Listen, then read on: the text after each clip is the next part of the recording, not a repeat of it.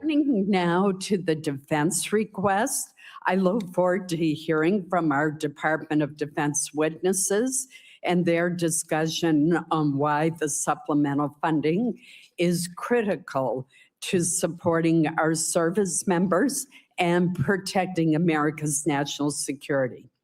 There are certainly divergent views on this committee about the decision to use military force against Iran. The Senate as a body has already taken numerous votes on these issues and will likely continue to do so. But irrespective of our differing views about the military operations, the fact remains that there are must-pay bills and urgent requirements facing the department that affect the ability of our troops to be well-trained and more broadly of the U.S. military to deter and defend against potential aggressors worldwide. I would note that some of the requirements, such as the shortfalls in munitions, have been well known to this committee for some time. And prior to the conflict with Iran, there has been bipartisan support to address these shortfalls. While these munition shortfalls have been years in the making, they are growing increasingly urgent. We should not undermine the readiness of our service members for any engagement or refuse to rebuild critical capabilities.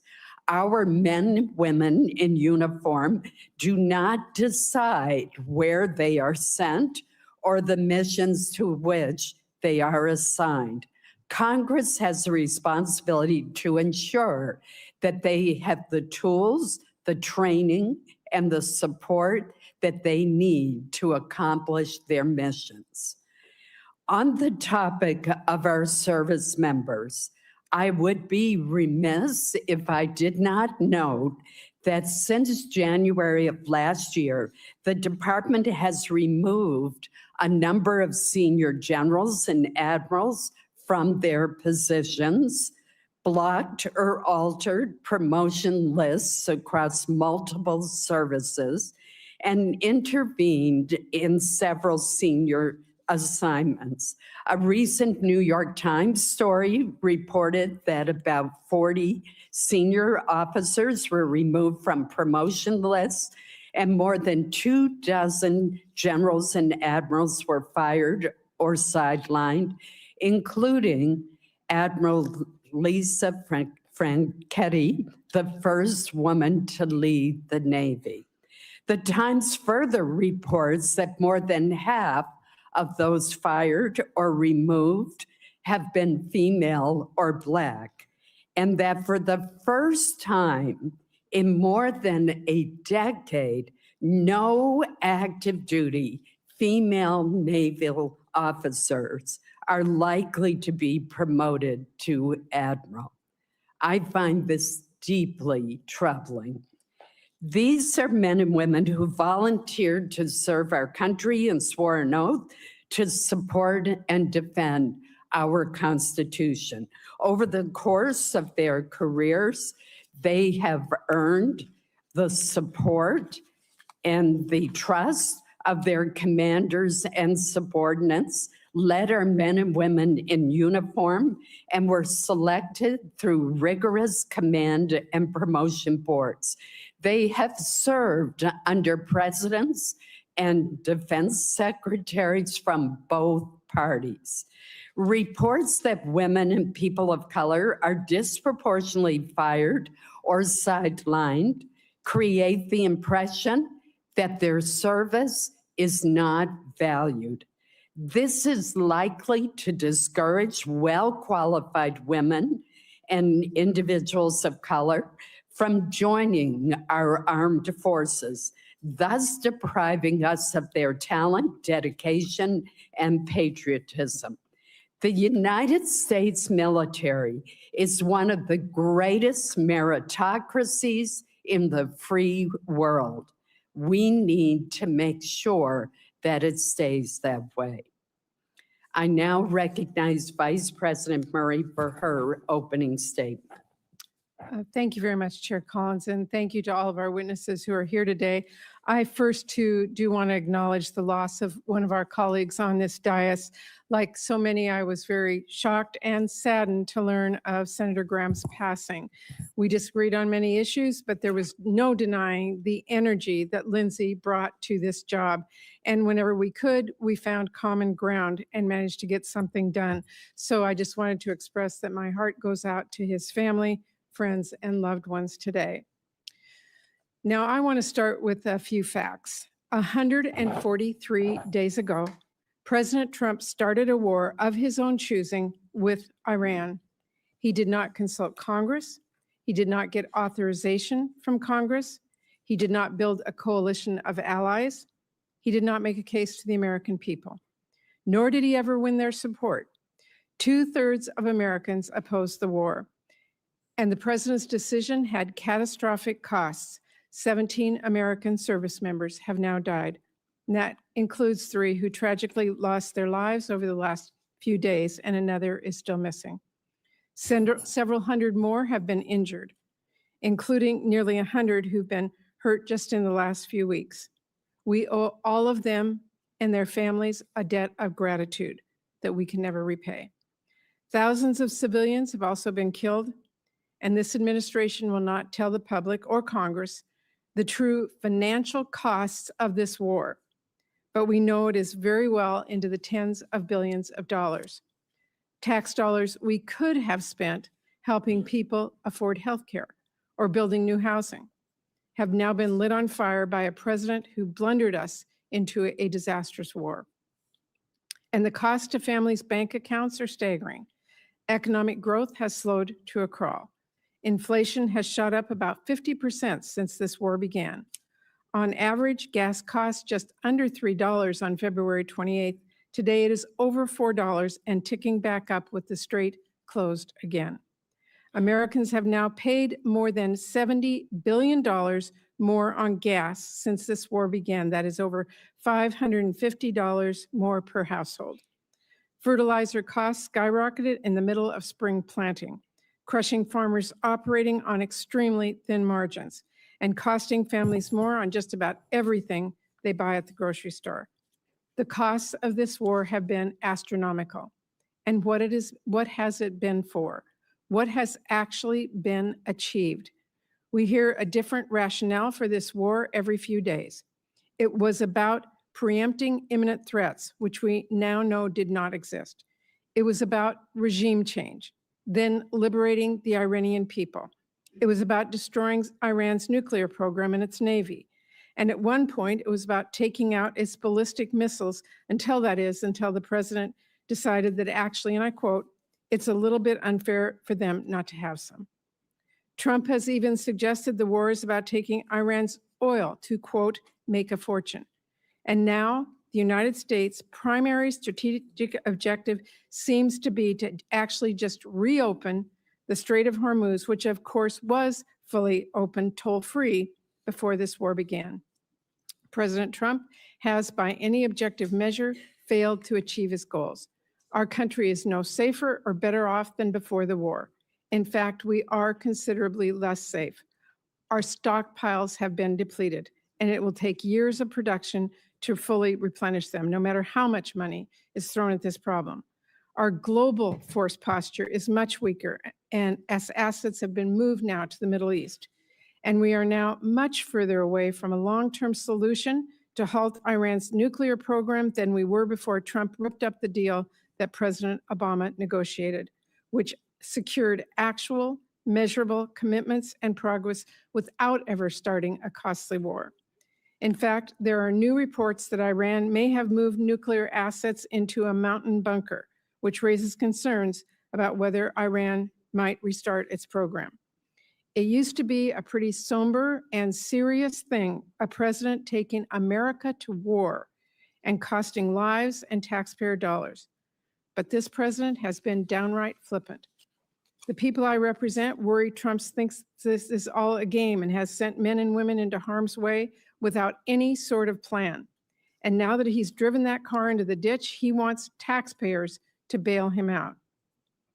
As the daughter of a World War II veteran and a Purple Heart recipient, the way this White House has blissfully operated with no plan for success is disrespectful to our men and women in uniform. These are patriots.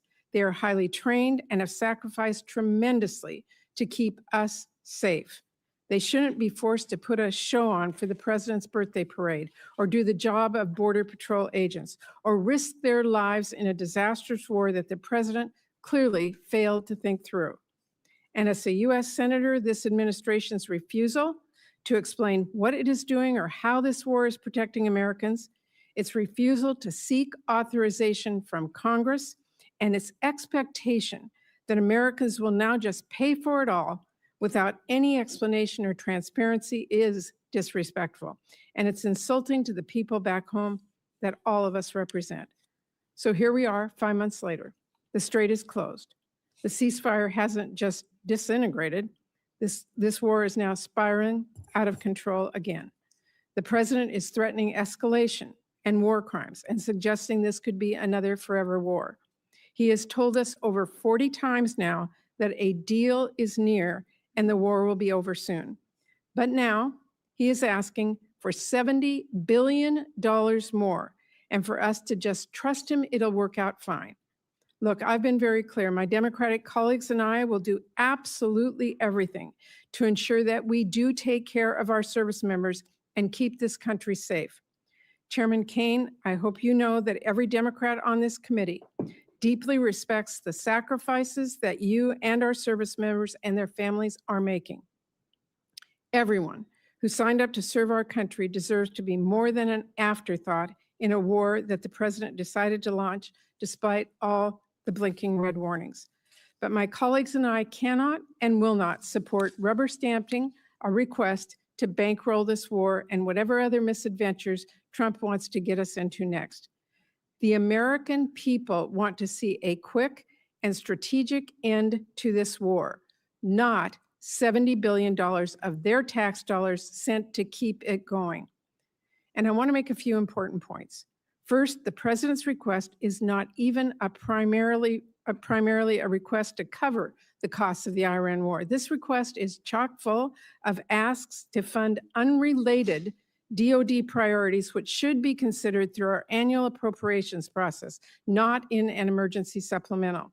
And that includes almost $1 billion for Southcom, nearly $1 billion to keep deploying the National Guard here in DC, and more than $1 billion for the southern border. Secondly, President Trump is making this request as the Pentagon has a record-breaking $1 trillion total budget for FY26, including over $75 billion it has in unspent money from Republicans' big ugly bill. Understand you may have mismanaged your budget, Secretary Hegseth, but you have to do your due diligence to fix the cash flow problems you've caused before asking taxpayers for more. Third, the president is now asking for all of us to approve tens of billions of dollars in new funding for the war, while his administration still has yet to share actual cost estimates, essential information to justify this request, and a plan for where on earth this conflict goes next. This administration is either hiding the truth from Congress and the American people, or if you take at face value what they've said, and in the few briefings that we've had, they have no idea what is going on and no plan to right the ship, neither of which is acceptable. Now, Trump is also asking Congress for over $10 billion to help struggling American farmers who have been crushed first by the tariffs and then by this war, which has shot fertilizer and diesel costs through the roof. I'm digging into that request, but let me be clear. As we're looking at what farmers might need to weather Trump's storm, we must also help families put food on the table. And to do that, we should delay and ultimately reverse Republicans' deep cuts to SNAP, which have already kicked at least 1 million kids off of food assistance. Finally, Trump has also requested, and I had to read this one twice to believe, $1.3 billion in new funding for the State Department for Global Health and Humanitarian Needs. At the very same time, his administration is withholding more than twice that amount in funding that has already been signed into law and is available for the same purpose.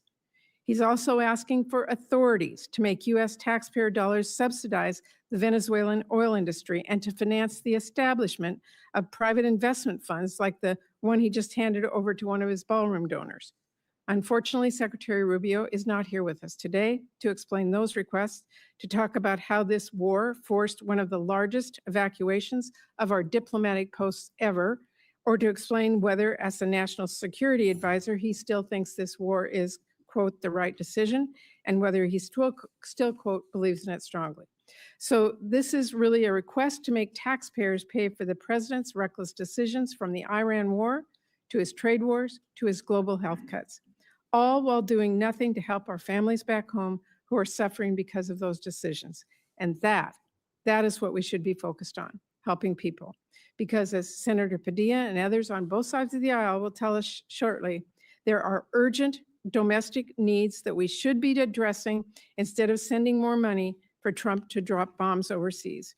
Priorities like disaster relief for our communities that have been ravaged by the unthinkable, or taking action to lower families' costs. You know what's a crisis right now?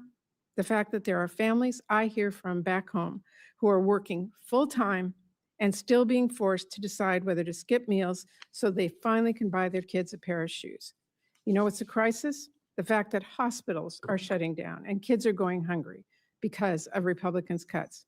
Instead of bankrolling the president's war or sending ICE $70 billion, my colleagues on the other side of the aisle could work with us to quadruple our investments to cure cancer, or help families afford childcare, or help them afford to cool their homes. Those are policy choices. And Republican leadership has chosen to focus on funding war and ICE endlessly without a single cent for our American families. So let me close with this. This president says we can't afford healthcare. We can't afford childcare. We can't afford housing. But somehow we can always afford another war. No price tag on that. Families in Washington state are skipping doctor's visits so they can afford groceries. Trump wants Congress to cut him a blank check for a war that no one supports. The American people entrust us to spend their taxpayer dollars strategically and thoughtfully. This is a huge responsibility, so let me be clear. I'm ready to work with my colleagues in a bipartisan way, as always, to address the needs of our nation and the American people. But I hope we can have real conversations about why there seems to always be money for Trump's wars, but never money for the families back home who are desperate for a little relief. So I look forward to today's discussion. Thank you. I will now introduce our first panel of witnesses. Today, we're going to be hearing first from our colleagues, Senator Mike Rounds of South Dakota, Senator Ted Budd of North Carolina, and Senator Alex Padilla of California. I welcome all of you, and Senator Rounds will begin with you first. Chair Collins, Vice Chair Murray, and members of the committee, thank you for the opportunity to highlight why food security and national security go hand in hand. I'd also like to thank the Trump administration for recognizing that input pressures have made it more difficult for American farmers to support their own operations. In South Dakota, farming and ranching is more than a job. It's a way of life built on hard work, stewardship, and the hope of leaving the land better for the next generation. Feeding and fueling the world has never been easy. Producers continue showing up year after year, despite drought, floods, disease, pests, volatile markets, and other challenges beyond their control. This supplemental funding request comes at a critical time. Farmers and ranchers are facing production costs that exceed market returns. Higher fertilizer, diesel fuel, seed, equipment, and crop protection costs, coupled with retaliatory trade practices and continued market uncertainty, have put enormous financial pressure on producers. Specifically, the projected loss per acre across the country in 2026 for corn is $131. For cotton, $342. For wheat, $114, and for soybeans, $80. While we work to strengthen America's ability to produce more of what we need here at home and reduce reliance on foreign supply chains, Congress should provide stability so producers can remain in business and continue producing the best food and fuel in the world. Today's threats extend well beyond weather and markets. Foreign adversaries, cyber threats, industry consolidation, arbitrary standards, and unfair trade practices impact farmers' ability to produce food, fiber, and fuel. Food security, energy security, and national security are connected. We also have an opportunity to strengthen both agriculture and energy security by permanently authorizing voluntary access to nationwide year-round sales of E15. Giving consumers the option to choose a higher ethanol blend would increase domestic fuel production, expand markets for corn growers, reduce reliance on foreign energy sources, and provide families with lower cost options at the pump. Given the significant defense investments included in this supplemental, I also want to emphasize the importance of fully funding our national defense. We are living in one of the most complex and lethal threat environments since the Second World War, and the brave men and women who volunteer to defend this country deserve the leadership, training, and equipment, along with resources necessary to maintain America's military advantage. Protecting America's food supply, energy supply, and national defense are not separate priorities. They reinforce one another. This supplemental provides needed assistance to help farm and ranch families endure today's economic challenges, while Congress and the administration continue advancing long-term policies that strengthen American agriculture. I urge my colleagues to support this supplemental request to provide stability to our ag producers at this time. Thank you, Madam Chair. Thank you, Senator Rounds. Senator Budd. Chair Collins, Vice Chair Murray, members of the committee, thank you for the opportunity to testify this afternoon to provide a voice for the people in Western North Carolina. More than 21 months ago, Hurricane Helene unleashed an unprecedented amount of rainfall on the Blue Ridge Mountains, causing severe flooding and devastating landslides. The storm left behind tens of billions in damage. In December 2024, Congress responded by approving a disaster supplemental that provided billions of dollars to Western North Carolina recovery. Additionally, North Carolina's state government stepped up by committing roughly $2.4 billion in state appropriations and redirecting more than $2 billion from state agencies for reconstruction. But the Blue Ridge Mountains' challenging terrain has made it uniquely difficult for federal programs to operate, resulting in delays and inefficiencies. And there's still work to be done. Too many projects in Western North Carolina have stalled due to insufficient funding or because of financial shortfalls from expensive debris removal and rebuilding efforts. I greatly appreciate that President Trump and Secretary Mullen have empowered FEMA to more rapidly reimburse the state and local governments for public assistance projects. However, FEMA is only one part of the equation. The Environmental Protection Agency, Department of Housing and Urban Development, and other federal agencies play a key role in disaster recovery. And much of the existing disaster funding for those agencies has already largely been allocated. When I visit Western North Carolina, I see the impacts the delays in recovery have caused. Debris still clogs the waterways. Facilities that provide drinking water and manage wastewater have yet to be rebuilt. Most concerning, some homeowners are paying mortgages on properties that are still unlivable or yet to be rebuilt. Towns have been forced to embrace expensive short-term stopgap solutions just to carry out their most basic functions for their residents. In the small town of Beech Mountain, there is no long-term water supply. The dam and water treatment plant were heavily damaged, forcing the town out of compliance with state safety standards. And as a result, the state could be finding Beech Mountain $25,000 per day.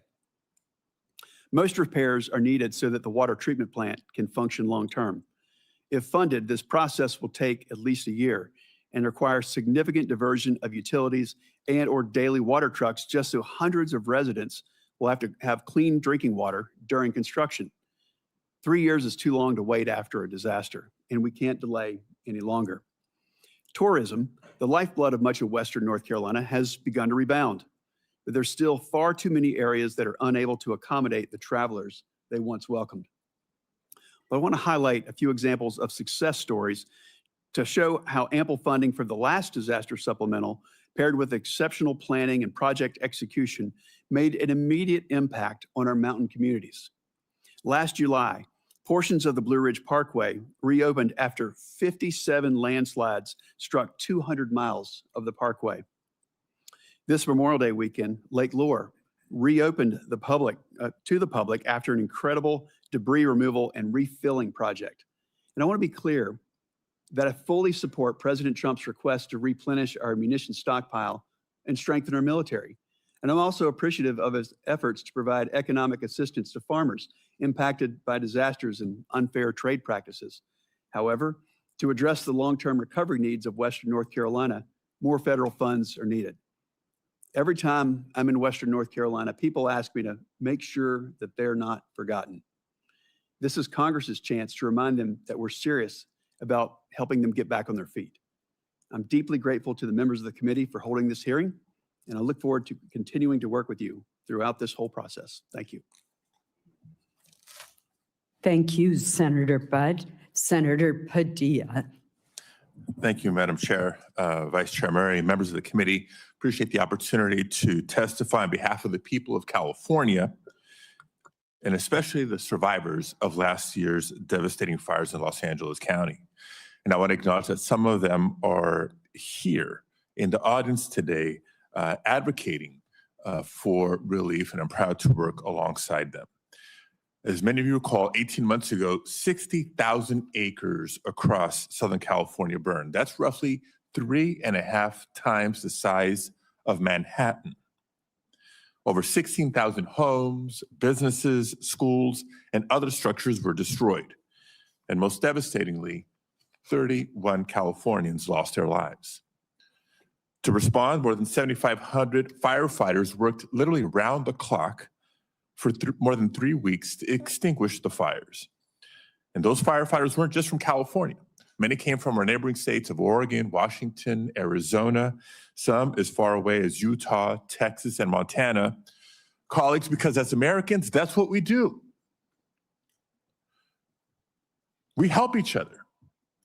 We don't condition our response based on who a community voted for in the last election. When Americans need help, we help. Now, walking around the Palisades and the Altadena communities during the fires and after the fires, you couldn't help but be moved by the scale of the devastation, the images of nothing standing but a chimney amongst a pile of ash. Cars literally melted into the streets or the driveways where they had been parked. In the wake of disasters like this, Congress has historically come together on a bipartisan basis to provide aid and long-term recovery funding to help communities recover and rebuild, regardless of whether the disaster was in a state represented by Republicans or Democrats. But instead of following that historical practice, this administration has left California waiting for more than 1.5 years, while asking Congress to fund hundreds of billions of dollars for other purposes. I want to be crystal clear. No disaster-impacted community, regardless of where it is located, should ever be held hostage or treated as a bargaining chip for other political priorities. Californians in Altadena and the Palisades have now waited more than 18 months. Yet long-term recovery funding is still absent from even the administration's request. Instead, it asks taxpayers to spend hundreds of billions of dollars more on a war that Congress has never authorized, a war that's raising gas prices, worsening supply chains, making our country less safe, and for which 17 service members have already paid the ultimate sacrifice, with many more seriously injured. Now, we know this committee can't address disaster relief without tying it to a laundry list of unrelated priorities because it's done so many times before, including as recently as December 2024, when the committee on a bipartisan basis passed more than $100 billion of relief. There's no reason we can't do it again. Colleagues, we must reject the premise that it is okay to keep survivors waiting for help because the president, any president, decides they need something else from Congress to get it.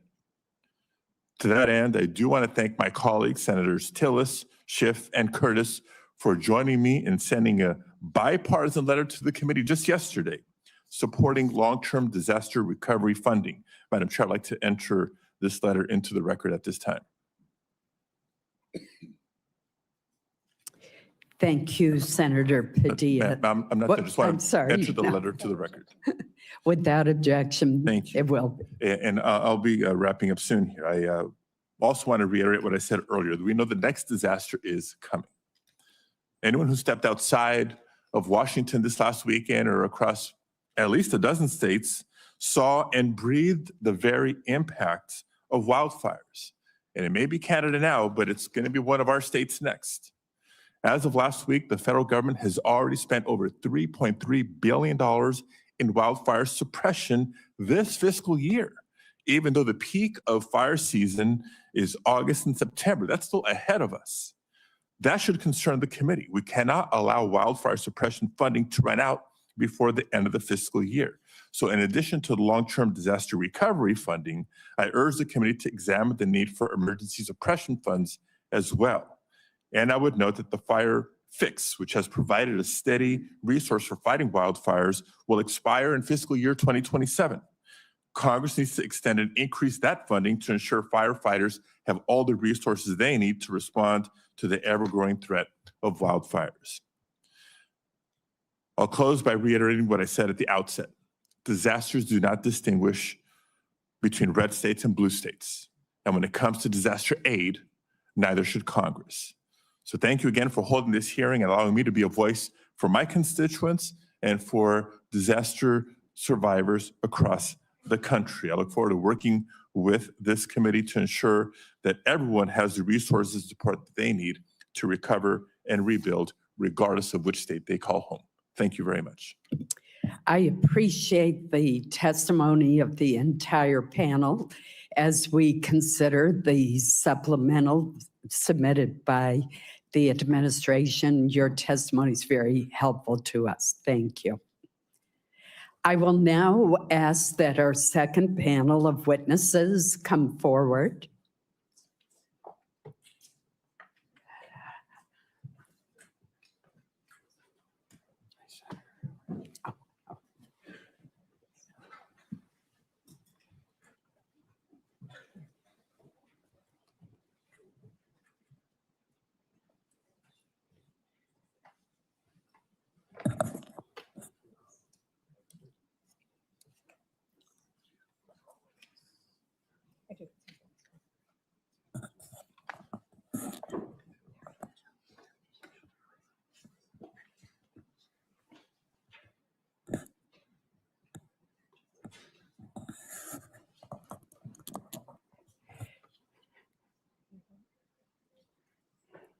Well, leave it to our military witness to be on time.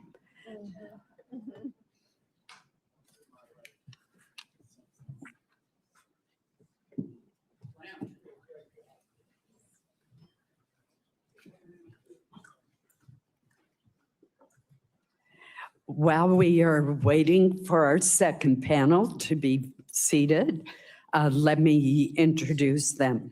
We are joined today by the Secretary of War, Pete Hegseth, the Secretary of Agriculture, Brooke Rollins, and the Chairman of the Joint Chiefs of Staff, General Dan Kane. These administration officials represent the largest components of the administration's request, and we welcome them to the committee today. Secretary Hegseth, we will begin with your testimony. Please proceed. Well, Chair Collins, Vice Chair Murray, members of the Senate Committee on Appropriations, thank you for the opportunity to testify on President Trump's supplemental funding request for the Department of War. As you know, we live in a dangerous world that requires bold and swift action. Hence, this supplemental request for fiscal year 2026. This request is an urgent, necessary injection of resources to address the immediate needs of our department. The supplemental funding request is not a substitute.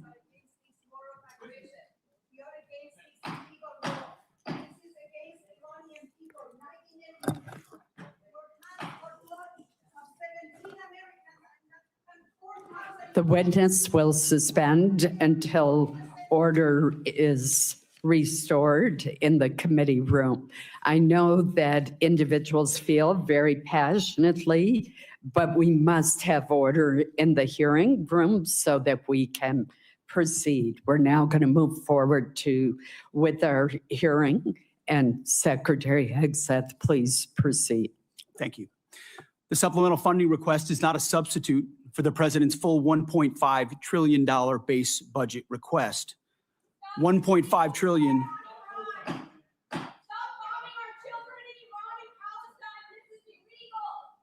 Mr. Secretary, please suspend until order is restored in the hearing room. We will begin the timing clock since you've been interrupted twice.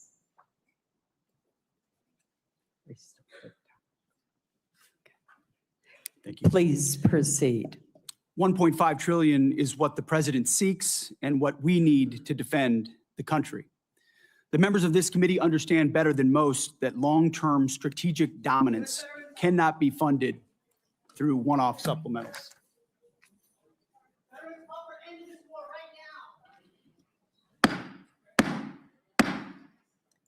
We will have order in the hearing room.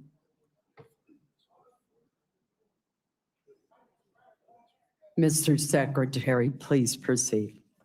Collectively, the budget proposals submitted under President Trump follow a simple logic.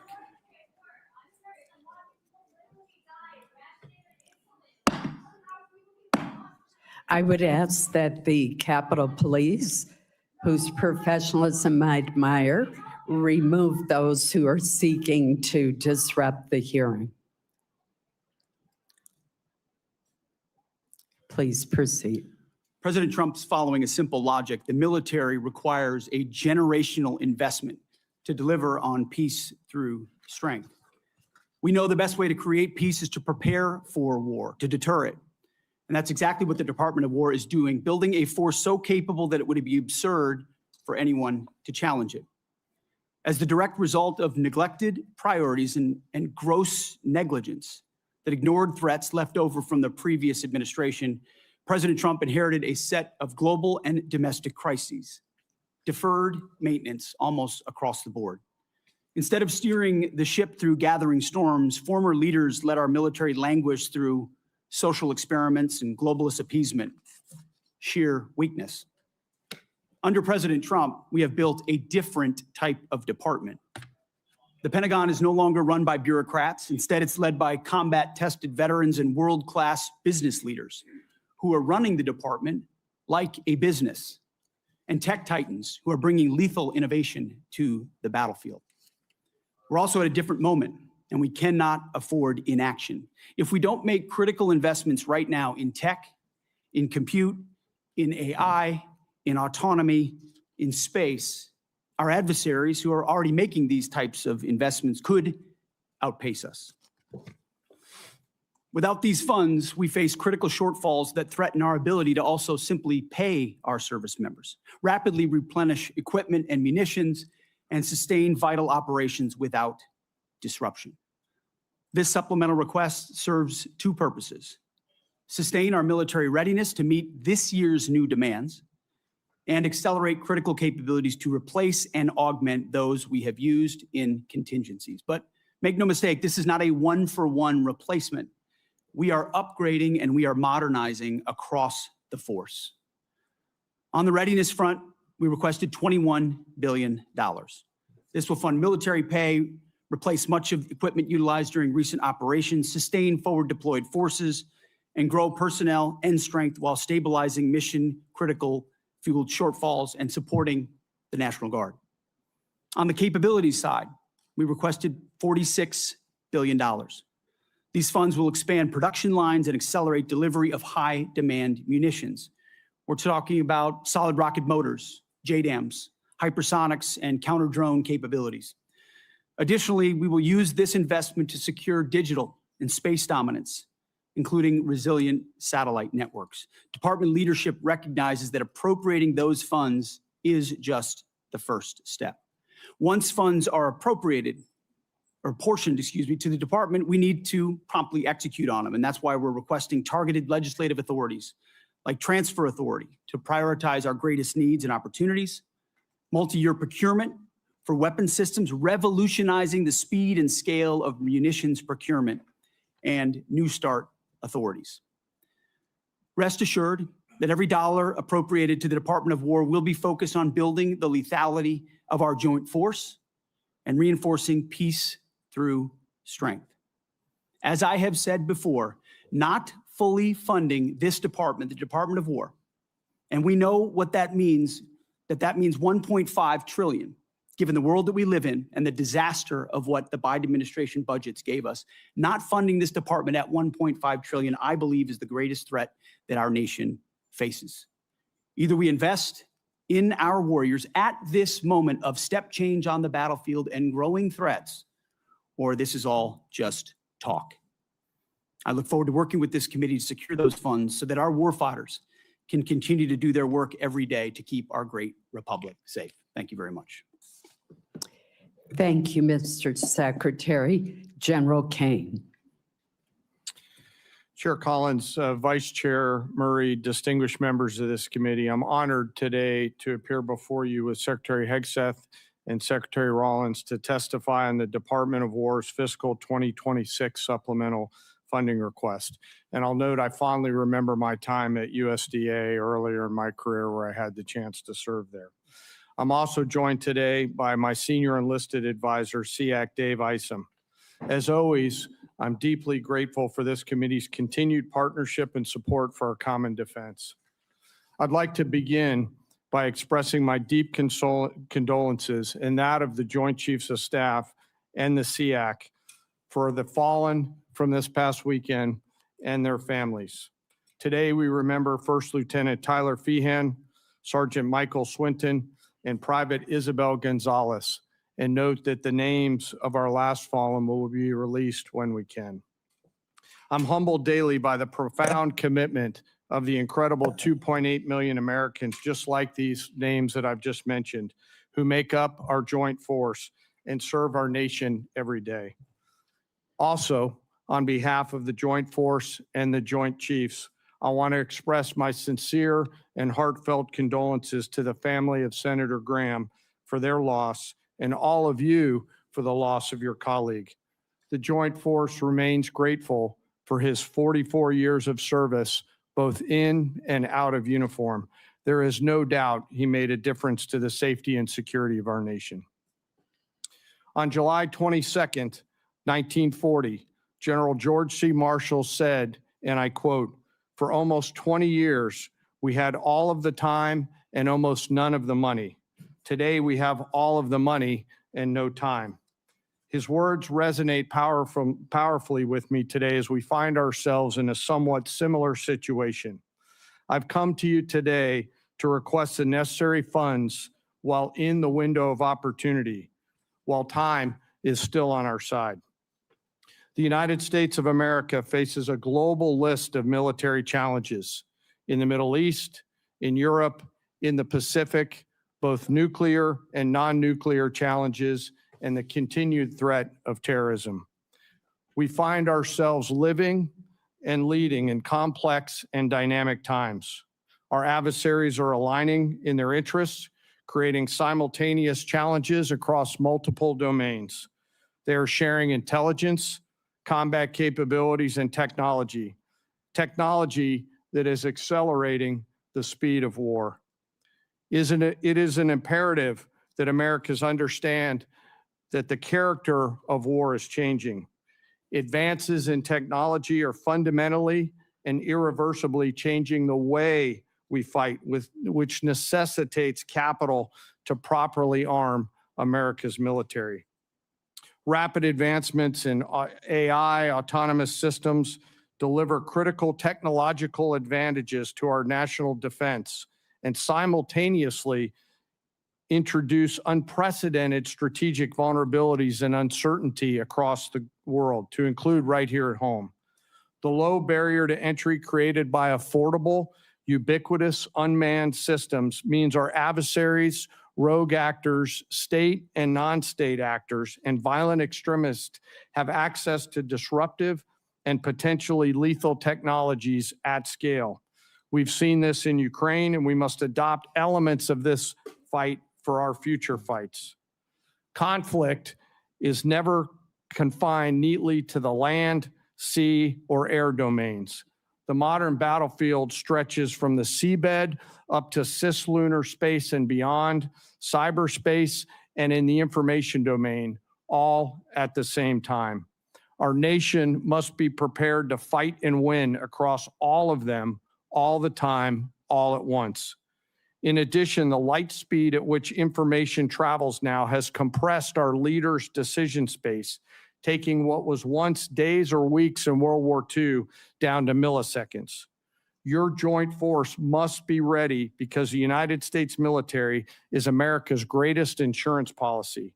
And I acknowledge all of us find it difficult at times to pay for insurance before we need it, but we must have insurance before the storm comes.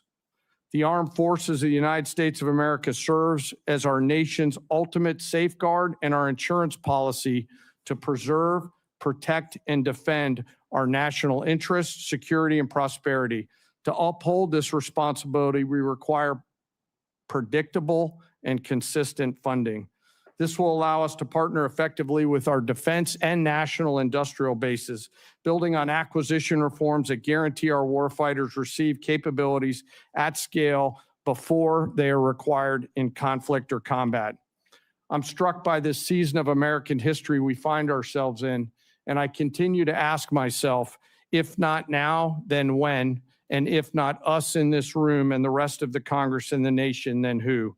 I acknowledge the environment we all serve in, but always remember that we are all Americans with deep and abiding love of our nation and our military service members and their families. I've come today to ask for your help and your support. America's armed forces need $1.5 trillion to meet the military challenges of the future. This supplemental is a part of that, and to be allowed to use this capital to pay for military personnel, operations and maintenance expenses, and accelerate investments on critical technologies, as the Secretary just mentioned. It is critical that we stay ahead of our adversaries, and we must have the funds before we're out of time. In closing, I ask all of us to remember our deployed service members around the world right now, especially our Army teammates who remain deployed after losing their friends and teammates this past weekend. And I again ask all of us here in the Senate and across the American people to never forget our fallen and their families who continue to show us what courage, tenacity, grit, and commitment to the nation looks like. Thank you very much, and I look forward to your questions. Thank you, General. Secretary Rollins. Thank you so much, Chairwoman Collins, Ranking Member Murray, and distinguished members of the committee. Thank you for the opportunity to appear before you today. Let me begin with the bottom line up front. The United States Department of Agriculture is joining today the United States Department of War in a fight for America and for American flourishing. After all, defending America's ability to feed and fuel and clothe herself is defending America, full stop. This can be easily forgotten. For centuries, we built farms and ranches and transportation that fed not only America, but the world too. For a long time, that prosperity made America strong and made America safe. But across the past 100 years, and especially across the last administration, we took that source of strength in war and peace, our farms and our ranches, and the communities that surrounded them, and we hollowed them out. We made them weak, and we put them on the precipice of decline and extinction. We sent our food production overseas. In fact, 2023 was for the first time a significant net importer of our food for America. And in so doing, we replaced American production with massive amounts of imports. We allowed and even encouraged the consolidation of agriculture, seed production, processing, fertilizer, and beyond into massive industries at scale.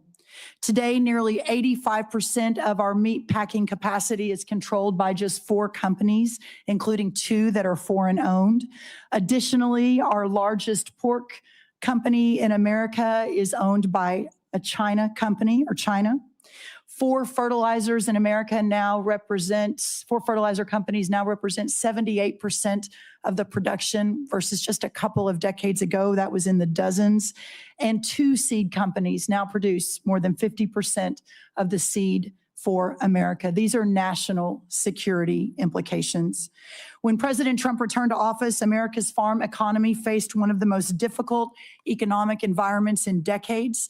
Between 2020 and 2025, the cost of seed rose 19%, crop protection rose 30%, fertilizer rose over 50%, fuel and oils rose nearly 33%, electricity 36%, and repair and maintenance 27%. As these costs climbed, commodity prices plummeted. Farm income fell by more than $90 billion from 2023 to 2024, representing one of the largest single-year declines in history.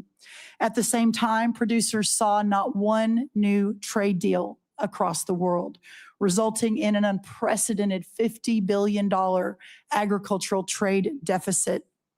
American farmers deserve better, and our national security now demands it. As long as we are beholden to foreign and even hostile countries for our food and our fuel, our freedom is in jeopardy.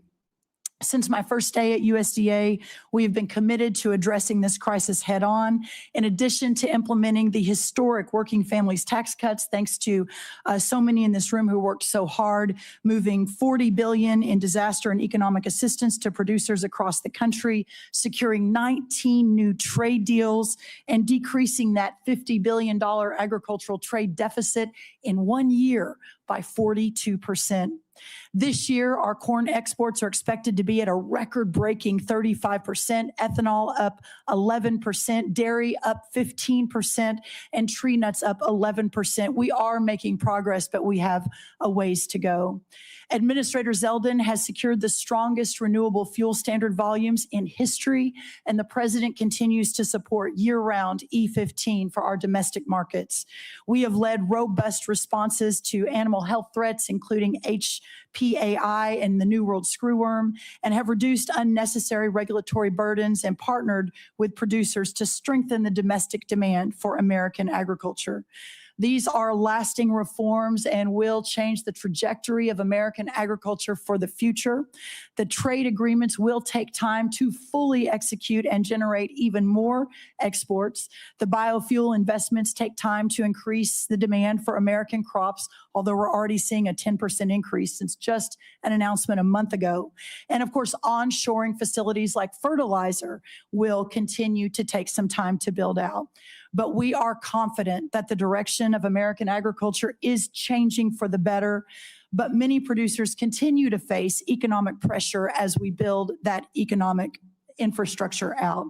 Specialty crop growers across the Northeast, the Mid-Atlantic, the Pacific Northwest, and Florida suffered devastating freeze losses this past winter. Producers across the plains continue recovering from catastrophic wildfire and events occurring while many operations are still working to catch up financially. That is why our proposal includes $10 billion in temporary economic assistance for 2026 row crop and specialty crop producers, and also includes $1.1 billion to help producers recover from catastrophic freeze losses suffered this past winter. Congress has taken similar action over many decades, and we're so grateful for that, but including most recently 2023 and 2024 with economic aid and disaster relief aid with the hurricane seasons. I want to be 100% clear as I close. For the sake of American national security, American existence, and the American future, we must, in the long run, end this system that has grown up like a weed and strangled the American farmland and food production. Farmers want to farm for their products, not for a government check. They want to be free from dependency and free to innovate. We know what happens when they are able to do that. They build and feed the greatest republic in the history of man. But when they aren't, well, we know the danger that we are in today. But that's why this supplemental is so important. It provides a bridge and extends a hand to Americans who need it. It buys the nation the security that we need, and it buys us time to deconstruct and then reconstruct a new system, putting our farmers and ranchers first, and to restore the system that originally made America great. For our farmers, the defense of American freedom continues. They only ask to be free to fight. Thank you so much. Thank you for your testimony. We will now begin with questions for our witnesses. As you can see, we have a very full attendance of committee members today. So I would ask that all of our colleagues to please keep track of the clock and stay within the allotted 5-minute question time. With that, let me begin. Secretary Hegseth, General Kane. Members on both sides of the aisle have questions about the authorization strategy, objectives, and conduct of operations in the Middle East. Regardless of our differing views, the fact remains that there are must-pay bills and urgent requirements facing the department that affect the ability of our military to deter and defend against potential aggression worldwide.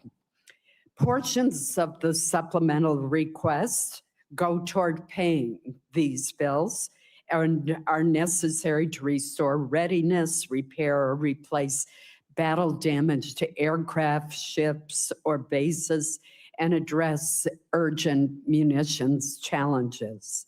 I understand and am told that some military services face near-term solvency challenges. What will be the impact on our troops if additional funding is not provided? Are there military exercises, for example, that are at risk of cancellation? What message will we be sending to the world? Secretary Hegseth, either you or Senator or General Kane. Chairwoman, I very much appreciate that question, and it's because it's connected to the real world realities of this budget cycle. There is training right now and training in the future that would have to be curtailed if we do not get our budget needs met and met urgently. And yes, some of that has to do with the current budget cycle and how things come together. But we are a department that for 4 years met funding shortfalls under the previous administration. It was not a priority to fund the Department of Defense under Joe Biden. It also took the munitions and a lot of there were 5 supplementals out of this committee that took munitions one for one and sent them to Ukraine and had tried to replace them with the same bureaucratic process that was too slow and didn't replace them in real time. And then there were threats that were ignored around the world. So you're looking at a lot of negligence and a lot of deferred maintenance that this department is having to catch up on. And so that's why I call this a generational investment. It truly is. This is $1.5 trillion budget with this supplemental being part of it is how we catch up and get ahead. and ensure in the process we're putting soldiers and sailors and airmen first, Marines first, Guardians, that their pay increases, that the end strength increases that have gone up because recruiting is at historic levels are fully funded. So rather than trying to play catch up and make sure we're not losing training, we should be ahead of that curve. And that's where we think 1.5 trillion can get us. Thank you. Senator Kane, Senator General Kane, I'm going to ask you to respond for the record because in my remaining time, I do want to ask Secretary Rollins a question. Secretary Rollins, as we heard from the previous panel, our country has many outstanding recovery needs from disasters and other weather-related events over the past 2 years. As this chart shows, and this is a chart from your department, many have unmet weather-related agricultural losses. In Maine, many of our producers are struggling amid a combination of market volatility and disaster conditions last year, which included excessive rainfall in the spring, followed by a severe drought. They need relief. Yet the administration's supplemental request does not include funding to address these recovery needs. It does have $1.1 billion to help Florida agricultural producers rebound from a severe freeze this past winter, but nothing for prior disasters in other states. Can you explain USDA's thinking behind focusing your request just on the 2026 freeze rather than on the 2025 disaster declarations that you made? Yes, Senator, thank you for that question. Obviously the discussions that went on over at OMB and with our teams continue, but what I will say is we are obviously 100% in support of any sort of disaster relief program for our farmers, whether it's hurricane, tornado, drought, freeze, et cetera. So look forward to working with you on that and specifically understanding the larger context here that there's a lot of farmers, a lot of producers who are really hurting, not just in Florida and not just from the freeze. So it's important that we work together to solve for that. Thank you. Senator Murray. Thank you, Chair Collins. Secretary Hegseth, your department received $150 billion last year in the Republicans' Big Beautiful Bill. It also received a record $839 billion for fiscal year 2026, more money than you asked for last year. Combined, that is a $1 trillion budget for the year. And as I already mentioned, your department has yet to spend half of the reconciliation funds. And despite that, you are here today asking for tens of billions of dollars more for things that you've already asked for in your FY27 request or that have nothing to do with Iran. This administration has tried to sell this as an emergency request, but it may be better understood as an attempt to skirt the normal appropriations process. Here are just a few of the things requested in this Iran supplemental. $800 million for the National Guard to patrol DC even longer. Over $1 billion for the Army to patrol the southern border, which is DHS's job. $900 million to support the administration's illegal boat strikes in the Caribbean. Over $18 billion for munitions, which you've already requested in your FY27 budget request. And $1.7 billion to pay for your decision to recruit more people than the services need, which was not contemplated by the FY26 funding bill Congress recently passed. Now, you've already submitted a reprogramming request on this that our subcommittee is considering now, which really underscores the point I made in my opening remarks that the problem is not a lack of money, but poor planning. So I'll be blunt. The truth is your request does not make a lot of sense. So let me ask you a simple question. Why exactly are billions of dollars more for the National Guard and this administration's illegal strikes in the Caribbean urgently needed for the Iran war?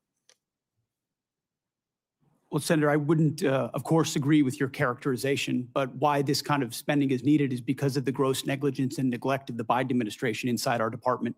Ran it like a bureaucracy, abandoned our strength posture around the world, so we're having to reestablish deterrence. You mentioned the end strength numbers, and I will acknowledge that we are ahead of schedule on end strength in recruiting. 8,000 in the Navy, 6,000 in the Army, 4,000 in the Air Force. Because under President Trump, there's been record and historic over 30-year recruiting records inside our department since he won the election, because the American people didn't want to sign up for what Joe Biden was providing our military. Well, let me and be they blunt. want to sign up for what President Trump is doing in his leadership. And so those are good problems to have that we need to fund, and a reflection of momentum. And this budget will allow us to continue the kind of momentum that gets us ahead. My point is that a lot of this request does not feel like an emergency. And let me move on. Secretary Hegseth, like most Americans, I've had a lot of trouble following this administration's contradictory statements about the war. On April 8th, you said, and I quote, "Their missile program is functionally destroyed, launchers, production facilities, and existing stockpiles depleted and decimated and almost completely ineffective." Mr. Secretary, Iran has been firing at U.S. military bases in the region and its ships for the last week. How is it possible, if their capabilities were, quote, functionally destroyed 3 months earlier, as you claimed, for them to be doing this now? Well, Senator, Iran is at the weakest point militarily it has ever been in the past decade. Certainly, maybe in 47 years, as they've gathered effectively a terror army. And that terror army was built to try to create conventional capabilities to defend against a pursuit of nuclear weapons, which meant thousands of ballistic missiles, many of which we have destroyed, others of which they have put inside facilities and hidden in underground facilities. And that's what terror regimes would do. So I acknowledge they still have capabilities, no doubt. But the amount of damage that we've done to them over the course of these series of operations has put them in the worst place they've ever been. Okay, well, let me move on. On May 5th, you claimed that Iran doesn't control the strait, and you said that there was a, quote, powerful red, white, and blue dome over the strait. If that was true, how did Iran shrink ship traffic in the strait to a trickle again last week?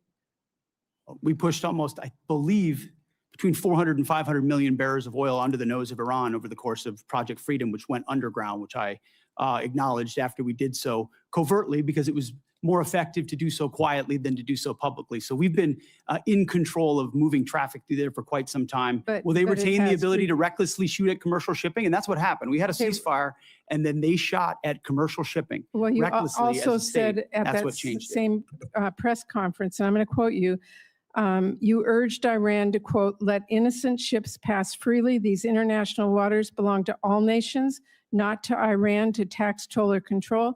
Last week, President Trump said the U.S. would charge a 20% toll to each ship to pass through the state. So based on your opposition to tolls, did you talk to the president out of that idea, or did someone else?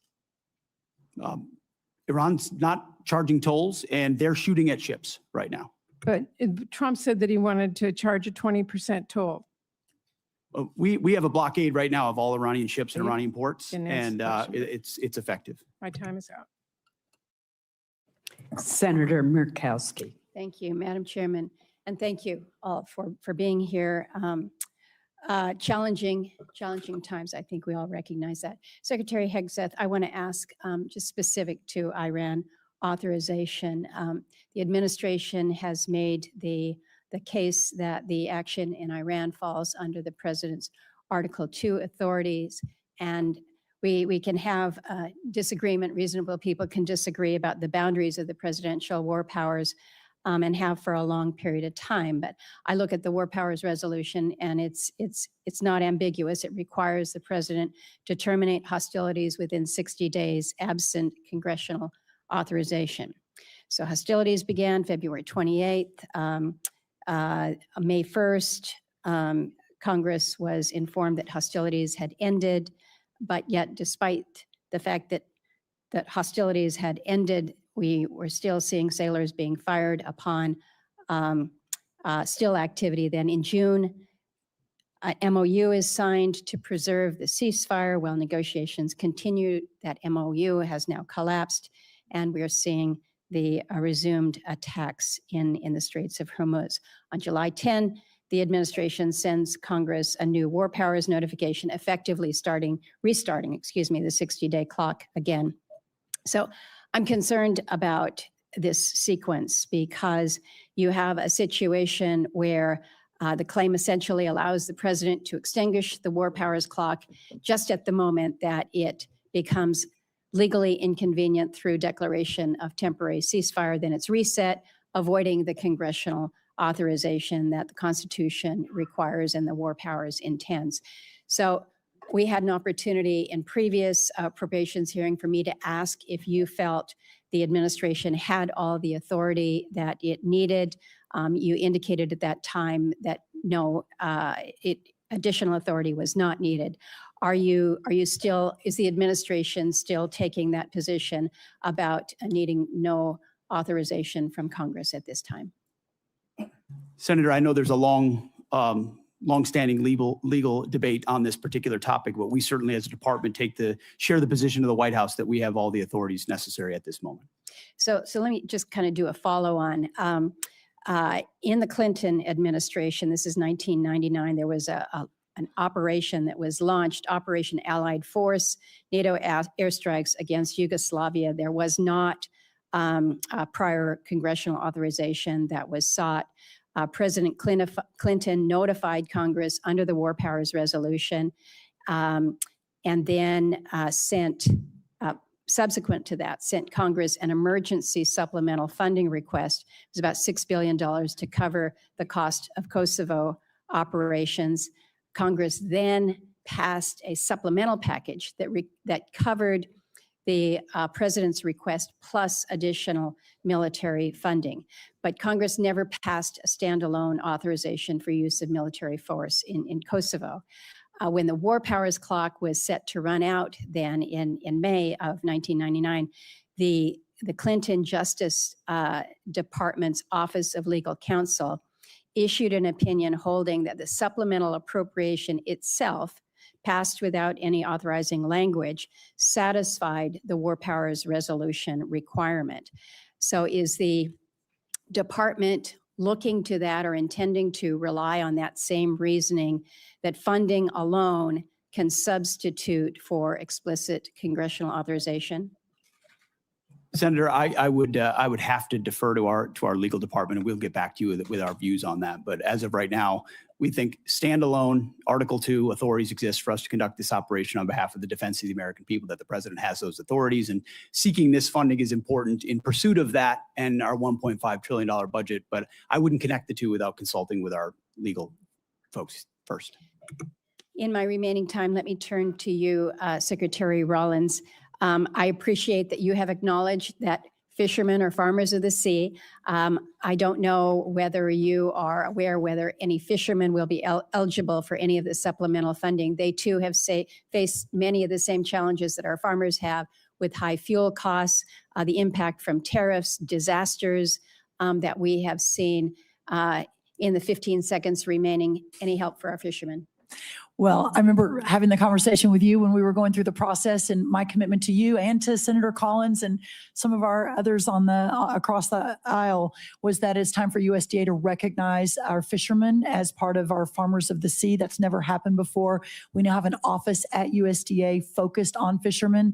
And so I think as you all move forward with the supplemental, the conversation, obviously up to you all what that looks like, but very supportive of treating our fishermen similarly to the rest of our farmers. Thank you. Thank you, Madam Chair. Thank you. Senator Durbin. Thanks, Madam Chair.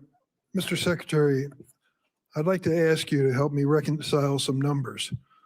It's my understanding that this whole supplemental funding request is $87.6 billion, and most of the funding, $67 billion, is for the Department of Defense. Yet we are told the Department of Defense still has $75 billion in unobligated funding from last year's reconciliation package. Is that true? Roughly correct numbers, yes. So you left some change on the dresser before you prepared to come for this hearing. What's going to happen to that $75 billion?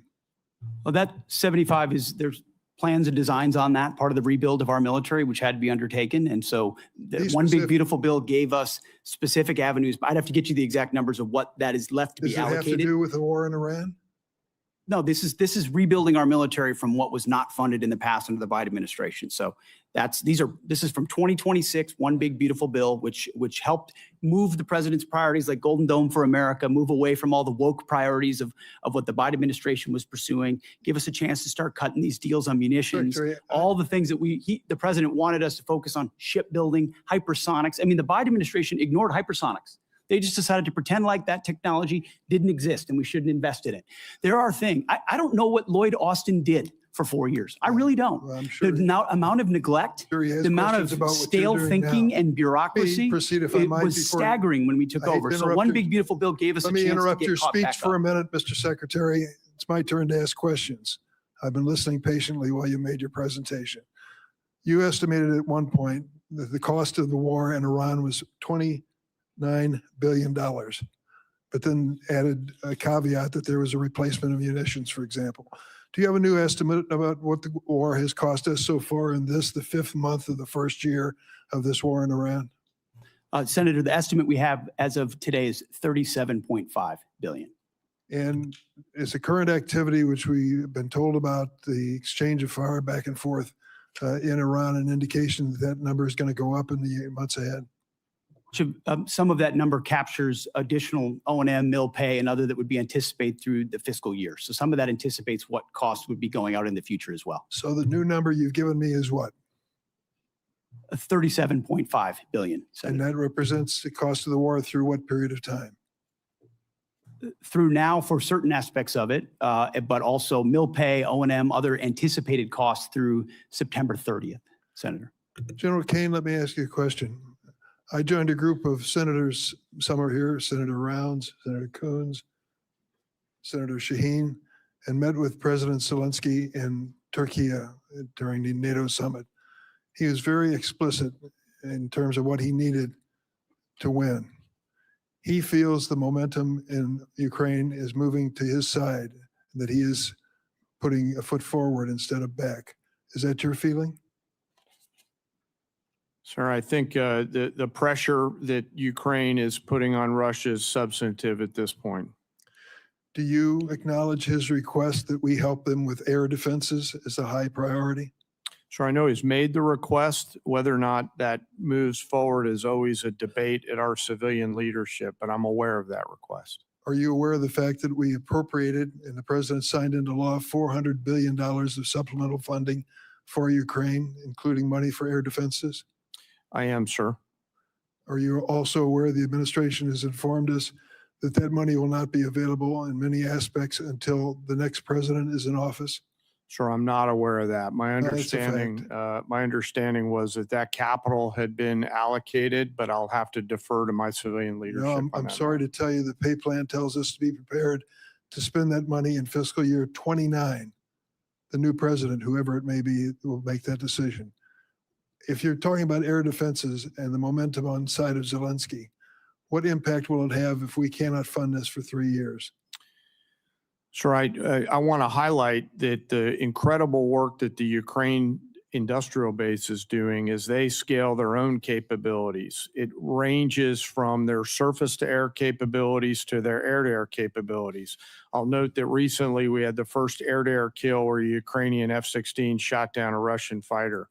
So I think their ability to scale their layered defense has come along a long way over the past couple years with the help and assistance of many.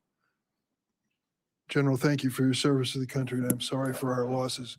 I believe 17 servicemen have given their lives in Iran so far, and hundreds have been injured. We should acknowledge that fact.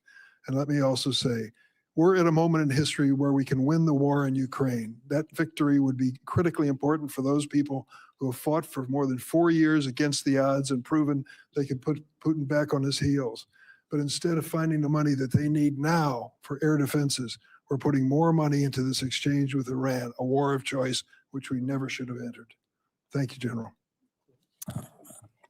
Senator Moran. Chairwoman Collins, thank you very much. Let me first begin with just a statement to you, Secretary Rollins.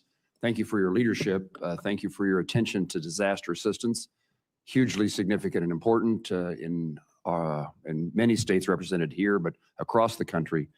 And it is as challenging circumstances as I've seen farmers in my time and representing them in the United States Congress.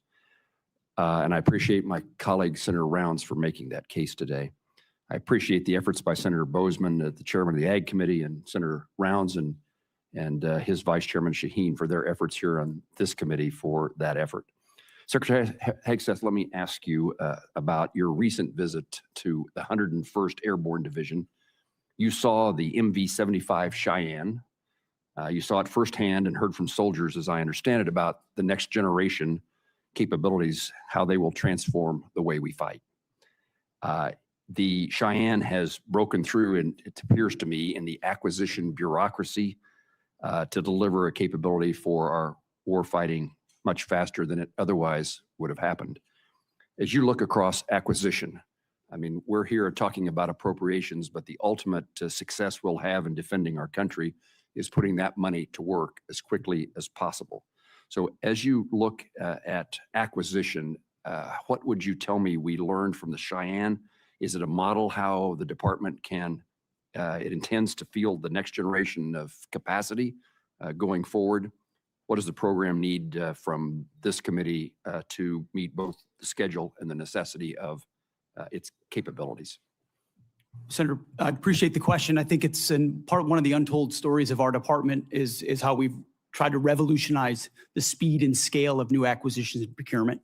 Some of it through munitions and ensuring that companies pay for building their own factories and their own assembly lines so that we're saving billions and billions as taxpayers while companies invest. And when you invest in something with your own money, you want to see it succeed ahead of schedule and on time.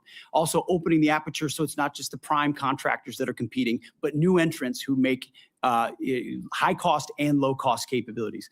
I think in particular on the Cheyenne and the Black Hawk and the replacement, the gap that some have identified could exist based on the hesitation on speed and replacement exists because of an austerity mindset, again, that goes back to the Biden administration of divest to invest. And so you end up divesting in certain systems like the Black Hawk before the next one is online, creating gaps for actual operators. And what we're funding in this supplemental and across this budget is the ability to do both. Make sure the systems we rely on the battlefield right now are delivered, and that newer entrants that we're going to need for long-range fight to deliver to be more survivable in contested environments, which you're talking about. When I had a chance to see it, the soldiers were proud to be in it because they felt like it would give them greater advantage in the future. We need to accelerate the timelines of those and deliver them even more quickly.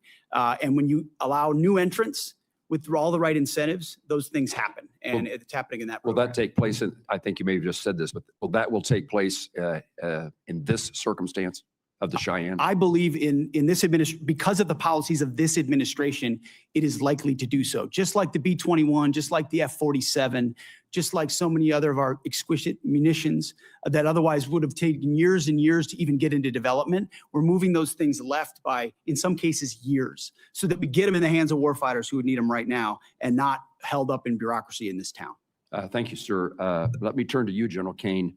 The department is requesting a significant supplemental to address the ongoing operational demands.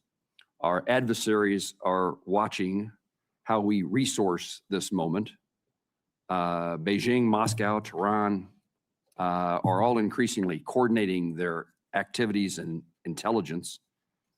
In your judgment, do you believe our adversaries view this moment as an opportunity to exploit U.S. commitments elsewhere?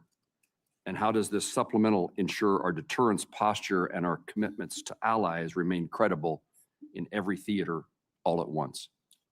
Well, sir, thanks for the question. In my job, it's to look across the globe and look at the range of trade-offs out there. We are the strongest military in the world.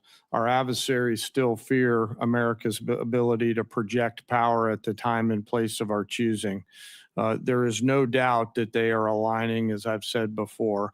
And I think this supplemental and whatever funding structure the Congress working with the executive branch decides to structure and give us the capital, we'll use that capital to ensure that we sustain that, sir. You're assuring us that this supplemental and further efforts will reduce the risks to our nation and its national securities issues. Yes, sir. I view this, and I've spoken to some of you on the phone leading up to this. I view this as future investments to buy down risk, similar to what I said Marshall thought through in those heady days in 1940, where the need to invest capital early to deliver scale is an opportunity that I hope we don't miss, Senator. General, thank you. Thank you, Chairwoman. Senator Reed. Thank you, Madam Chairman. Secretary Rollins, I just want to reiterate a point that Senator Padilla made. We have $10 billion in this request for Midwestern farmers who are suffering because of the interruption of fuel and fertilizers because of the President Trump's war, unauthorized war. Yet, many states, blue states particularly, have submitted requests. Rhode Island has one. February, we had the worst snowstorm in our recent history, and we've been denied by the president. In fact, if you look at the numbers, 20% of blue states seem to get approved and about 80% of red states. I'm making a point, not asking a question. This is unfair. Thank you. Secretary Hegseth, on February 28th, when you initiated this war without authorization from Congress, the Straits of Hormuz was open and providing vital fuel supplies for the whole world. Now they're closed effectively, impacting globally the price of oil and the economies of the whole world. But the Department of Defense has been planning for potential operations against Iran for many, many years. And one of their obvious assumptions was that the Strait of Hormuz could be closed. Were you unaware of that? Senator, you are correct. Nobody plans more and looks at more contingencies than our department. And so, of course, undertaking a historic effort like this, of this scope and scale, of course, the Strait of Hormuz was front and center in every single aspect of that. Hence why one of our key objectives to begin with was to sink the entirety of Iran's Navy, which its conventional Navy was sunk. Now, you can't get rid of every single fast boat and every single machine gun and a fast boat or every single coastal cruise missile. So we acknowledge that if the state decided to become a terror state shooting at commercial shipping, that would be an ongoing and contested part of the battle, to include their willingness to mine international water. So one side weaponized the strait, and we've been fighting back. Completely aware that the Strait of Hormuz could be closed, and obviously sinking their ships has not affected their ability to effectively close the straits. We had U.S. boats that surrendered to Iranian ships under the Biden administration. So their Navy was effective in expeditionary ways in the past. We're talking about a war you started, not a situation in which oil was flowing freely. There was no conflict. We weren't losing personnel as a result of Iranian actions. So your fallback to the Biden administration is just a very, very obvious excuse for what I think is probably, as you described so often, gross negligence. You did not fully inform the president that you would be in a situation where the Strait of Hormuz could be effectively closed, oil prices could surge, and effectively the Iranians could maintain their ability to strike back as they are right now. They just killed some of our servicemen last weekend. This battlefield and all the dynamics of it, of which the chairman and I are responsible for ensuring the president understands every branch and sequel of what could happen, and we did. So the fact that those contingencies all were part of the possibility, and we understood that, is all the more reason why President Trump deserves the kind of praise he should get for undertaking this effort, having the courage to ensure that crazy Islamists can't have a nuclear weapon to hold us at issue. And he's been willing to stay committed to that regardless of the challenges. Excuse me. So he should be praised. He should be praised for starting a war without authority, creating a situation in which the world economy is suffering tremendously. We have to have extra money for our farmers. And we have no outcome, at least no realistic outcome in sight yet. Let me switch to General Kane. General Kane, these airstrikes have not yet deterred and defeated the Iranians. Do you think airstrikes alone will do that? So I think academically, as you look across the totality of history, air power's got limits, and we always have to be mindful of those. I think where America's area of exclusivity is when we bring the totality of the diplomatic, informational, economic, and pair that with the military. And there's a lot of that work going on, Well, sir. the military, the next step would be escalation by ground combat. Do you anticipate that escalation? Sir, I think it'd be unhelpful for me to opine on hypotheticals. What I can tell you is we always develop an unbelievable amount of options and the associated risks. And then my main job is to always ensure that leaders understand those options and the risks. Now, if you employ ground troops to seize objectives, which I would assume would be the first stage, are you prepared for an extended guerrilla war, which would likely happen in that area? Sir, with all due respect, I think it'd be unhelpful for me to opine on hypothetical situations on whatever decisions the president may or may not take in the future. Have you advised the president that a ground combat would be very expensive in the lives of our soldiers, sailors, Marines, airmen, and also could probably lead to an extended unconventional war in that area? I don't see the Iranians sort of throwing their hands up saying, welcome to Iran. Senator, I always advise the president on a range of military options and all of the risks that are contained within that. But I have to keep my military advice to the president private, sir. Well, thank you. Thank you, sir. Senator Hoeven. Thank you, Madam Chair. Secretary Rollins, I want to thank President Trump. I want to thank you for including farm bridge assistance in this supplemental request. I know I've worked very hard to get it included. I know you have worked very hard to get it included, and I want to thank you and your whole department for your work on it and for this vital support of our farmers and ranchers. What I want to ask you about, though, is actually crop insurance. The number one risk management tool that our farmers have is crop insurance. And the buy-up option is critically important. It covers 67 million acres, 67 million acres of farmland in this country. It was decommissioned, and we need to get it reinstated. Again, you and I both worked very hard on this. Please update me on where we are in terms of getting that buy-up option for crop insurance reinstated. We are 100% supportive of that and are moving forward to execute that buy-up option. Thank you for your leadership on that, Senator. Thank you for your support. Also, Assistant Secretary Fortis for his support. It's very impactful, very important, and will make a big difference for our farmers right now. So thank you for that. Thank you. Secretary Hegseth, are Russia and China helping Iran? And if so, how?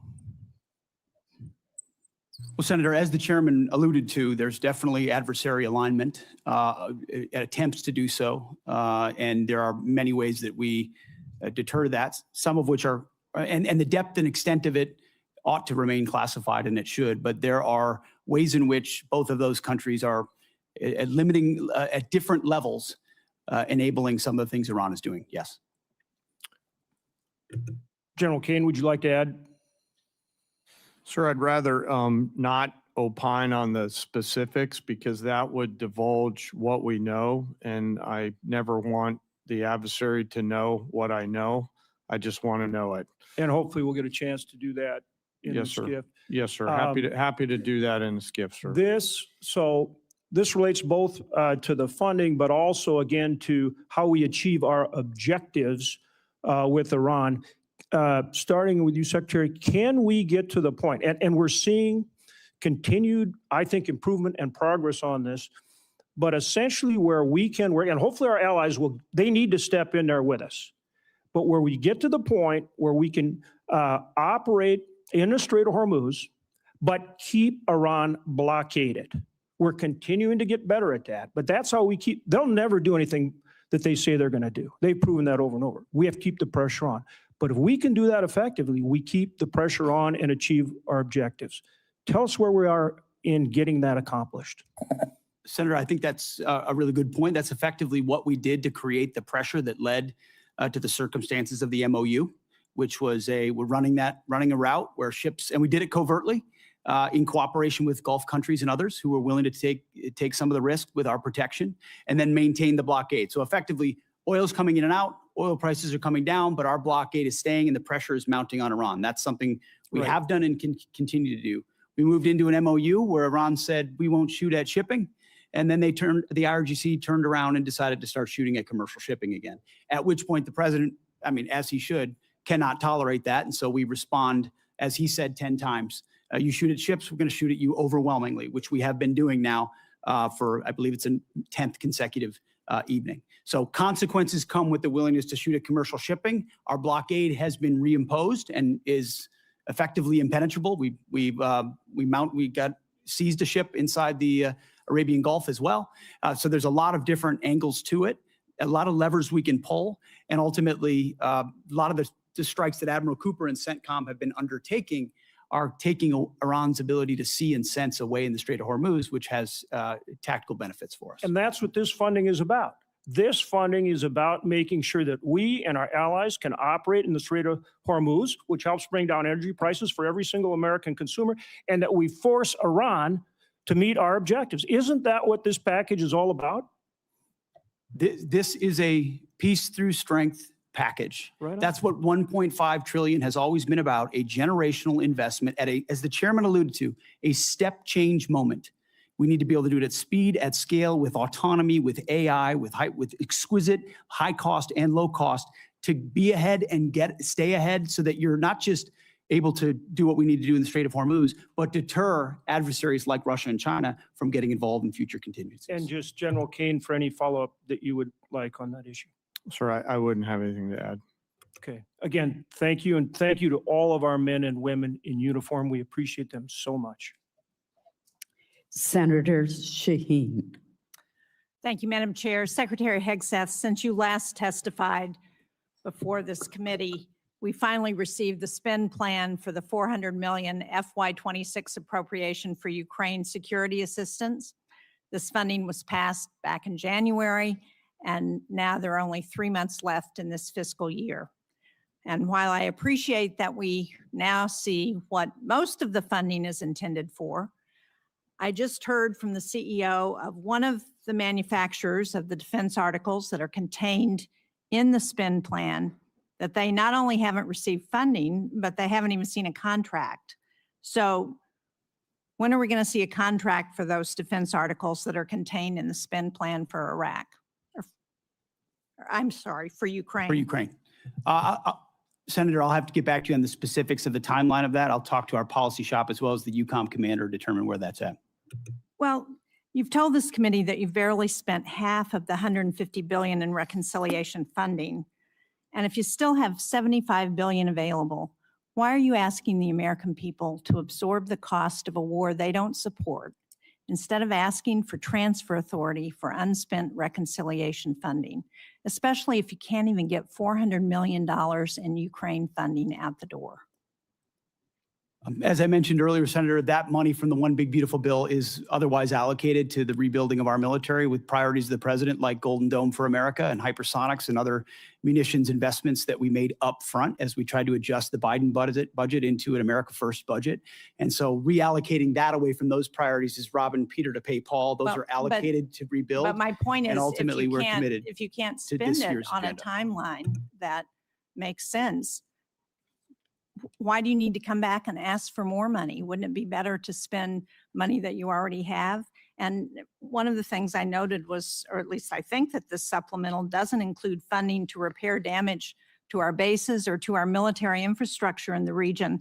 And I have not heard that we've gotten the full extent of any of those damage estimates. So should we expect another request to address that military construction costs?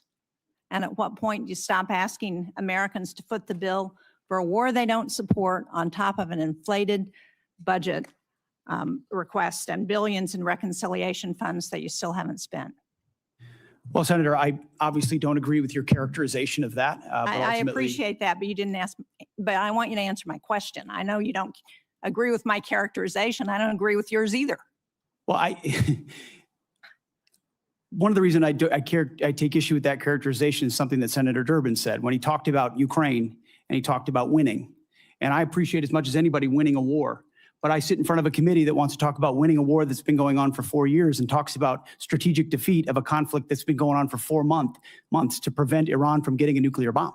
I would hope for some perspective in this town of the historic nature of what President Trump is undertaking. Do you want radical Islamists to have a nuclear bomb I don't that want can to hear stare your down the speech world? because I have limited time. I So don't if understand. you can't answer my question, then I will move on to my next question. Secretary Rollins, the timber industry has also been hard hit, as you know, by trade wars, by drought, by wildfires, by other natural disasters that are increasingly common. In New Hampshire, which is the second most heavily forested state in the nation, one of the things that we really need, as you know, because we've had this conversation, is a research program and Forest Service staffing on the ground in a variety of ways, but particularly at Bartlett Experimental Forest. These small investments in research and staffing and sound management help make the forest economies healthier and more competitive. I very much appreciate your having staff visit Bartlett last week with my staff and with staff from the governor's office. But can you commit to restoring staffing at Bartlett and to keeping the facilities there open now that you've seen the critical nature of that research? Why don't I follow up with you? I have not gotten a report from their visit, so I would like to do that first. But obviously, you and I have been in a continuing conversation about that. The good news, there's no doubt our timber industry is in distress and has been for a long time. The fact that we import 90% or something from other countries of our lumber needs is crazy. We're changing that.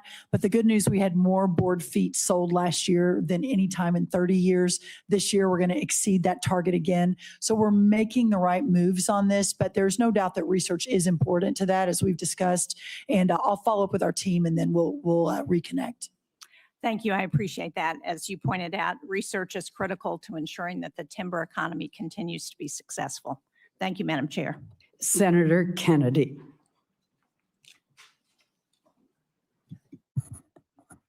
Thank you, Madam Chair. Thank you all for being here today. General, in the war between Russia and Ukraine, who do we want to win? Sir, I want Ukraine to win. Is Russia America's friend? I'm sorry, sir, I couldn't quite hear your Is question. Russia America's friend? I think that depends on your definition of friend. I think it's a complicated relationship. But no, I don't think they're our friends. Thank you. If we could cut off Russia's cash flow, which depends substantially on its sale of oil, would that help Ukraine win? So I think militarily, anytime you can restrict resources and cash flows against an adversary. General, I That's have a good so thing. much respect for you, Yes, sir. but I have so little time. Yes, sir. I'll try to be Just briefer. Give me succinct answers. Yes, sir. It would assist a. Would help, wouldn't Yes, it? sir. Yes, sir. If we could stop people, entities, and countries from buying Russia's oil, that would help cut off its cash flow, wouldn't it? Yes, sir. We have a bill to do that, as I'm sure you're aware. We have the votes today to pass it overwhelmingly. I also have enormous respect and admiration for our majority leader, Senator Thune. But I hope everybody on this panel will today contact Senator Thune and ask him to bring that bill to the floor. We should vote on it at a minimum of next week. Some of my colleagues, General, want America to just stop in Iran. In the blockade, bring all of our warriors home. What would be the consequences of that in your estimation? Sure, I think termination criteria is always a political decision. However, I assess that Iran will continue to be a challenge moving forward. So we have to be thoughtful Will they about that. put tolls on the strait? I don't know, sir. That's a decision that's a hypothetical and will depend on what happens It's not in the future. hypothetical. We've got a blockade to stop them. We do, sir. That's putting I want you economic to look me in pressure the on eye. Iran. I'm not asking you for, I'm not trying to get you in trouble. I know your advice to the president is private, but this is serious as 4 heart attacks and a stroke. Now, what happens if we come home and end the blockade to the world? Sir, Iran has the potential to continue to be a threat, and we will need to prepare military Will they options to toll do the that. strait? Sir, that's a hypothetical question, and I don't know the answer to that. Oh, it's not hypothetical. We come home. It's not going to be hypothetical. You know that, General. And I do too. And I appreciate your discretion, but we're down to it. We need some hard answers and some straight talk. What'll happen, Pete? Senator, I would agree with the chairman, but the likely outcome is they would try to impose their will on the waterways in ways that Would they the toll world it? would not like. Call it a toll, call it a fee, call it an exchange, call it control. They would do something that they would try to hold it at issue. Yes, sir. Would they try to commence development again of a nuclear warhead? Part of the reason President Trump had to have the courage to do what he did after Midnight Hammer is that they didn't give up their ambitions, even though their nuclear sites had been obliterated. So this is a regime hell-bent on nuclear ambitions, and Guys, President we Trump's need been willing to straight go after them. answers.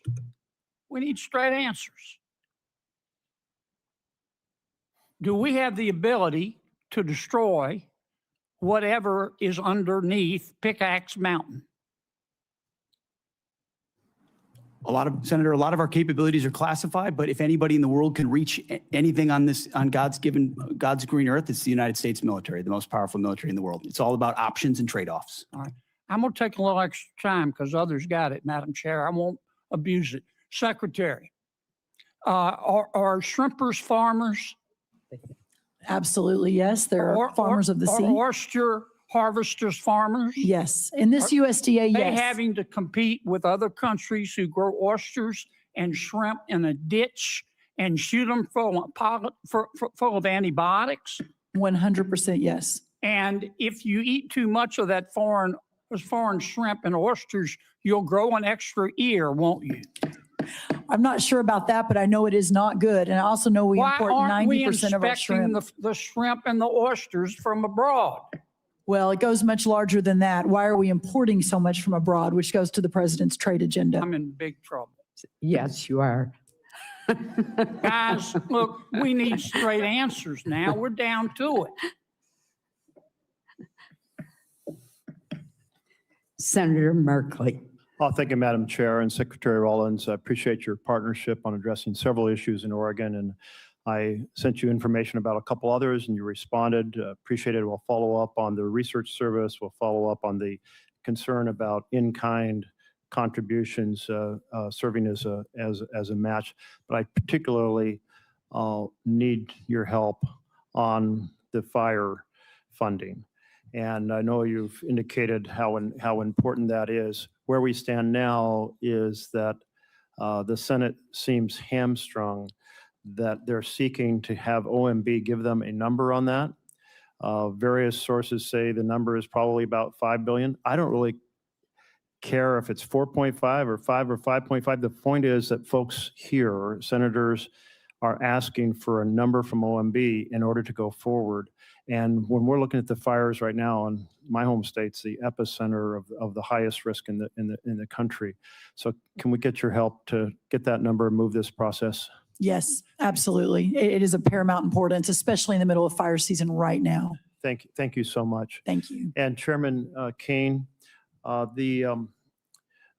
think there was a sense that the president expressed at the start of the war that the U.S. military power was overwhelming and would likely produce unconditional surrender quickly by Iran. And that obviously hasn't happened. Was it your opinion as well? Did you feel like our military force could produce an unconditional surrender in quick order?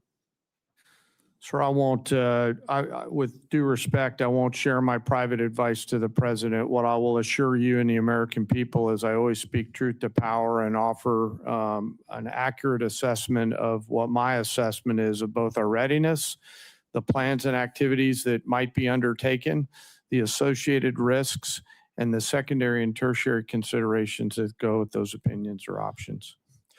Thank you. So you feel like the various risks that the Iran could possibly close the strait, despite the destruction of their navy, that the possibility of assassinating their political leaders and their military leaders could produce a strengthened hardline and weaken the reformers, that Iran would have the ability to sustain its ability to attack sites throughout the Middle East, that the initial requirements of the war could surely deplete our basically high-end standoff munitions, that this could affect our relations with our allies. All those were factors well considered in this decision to go to war.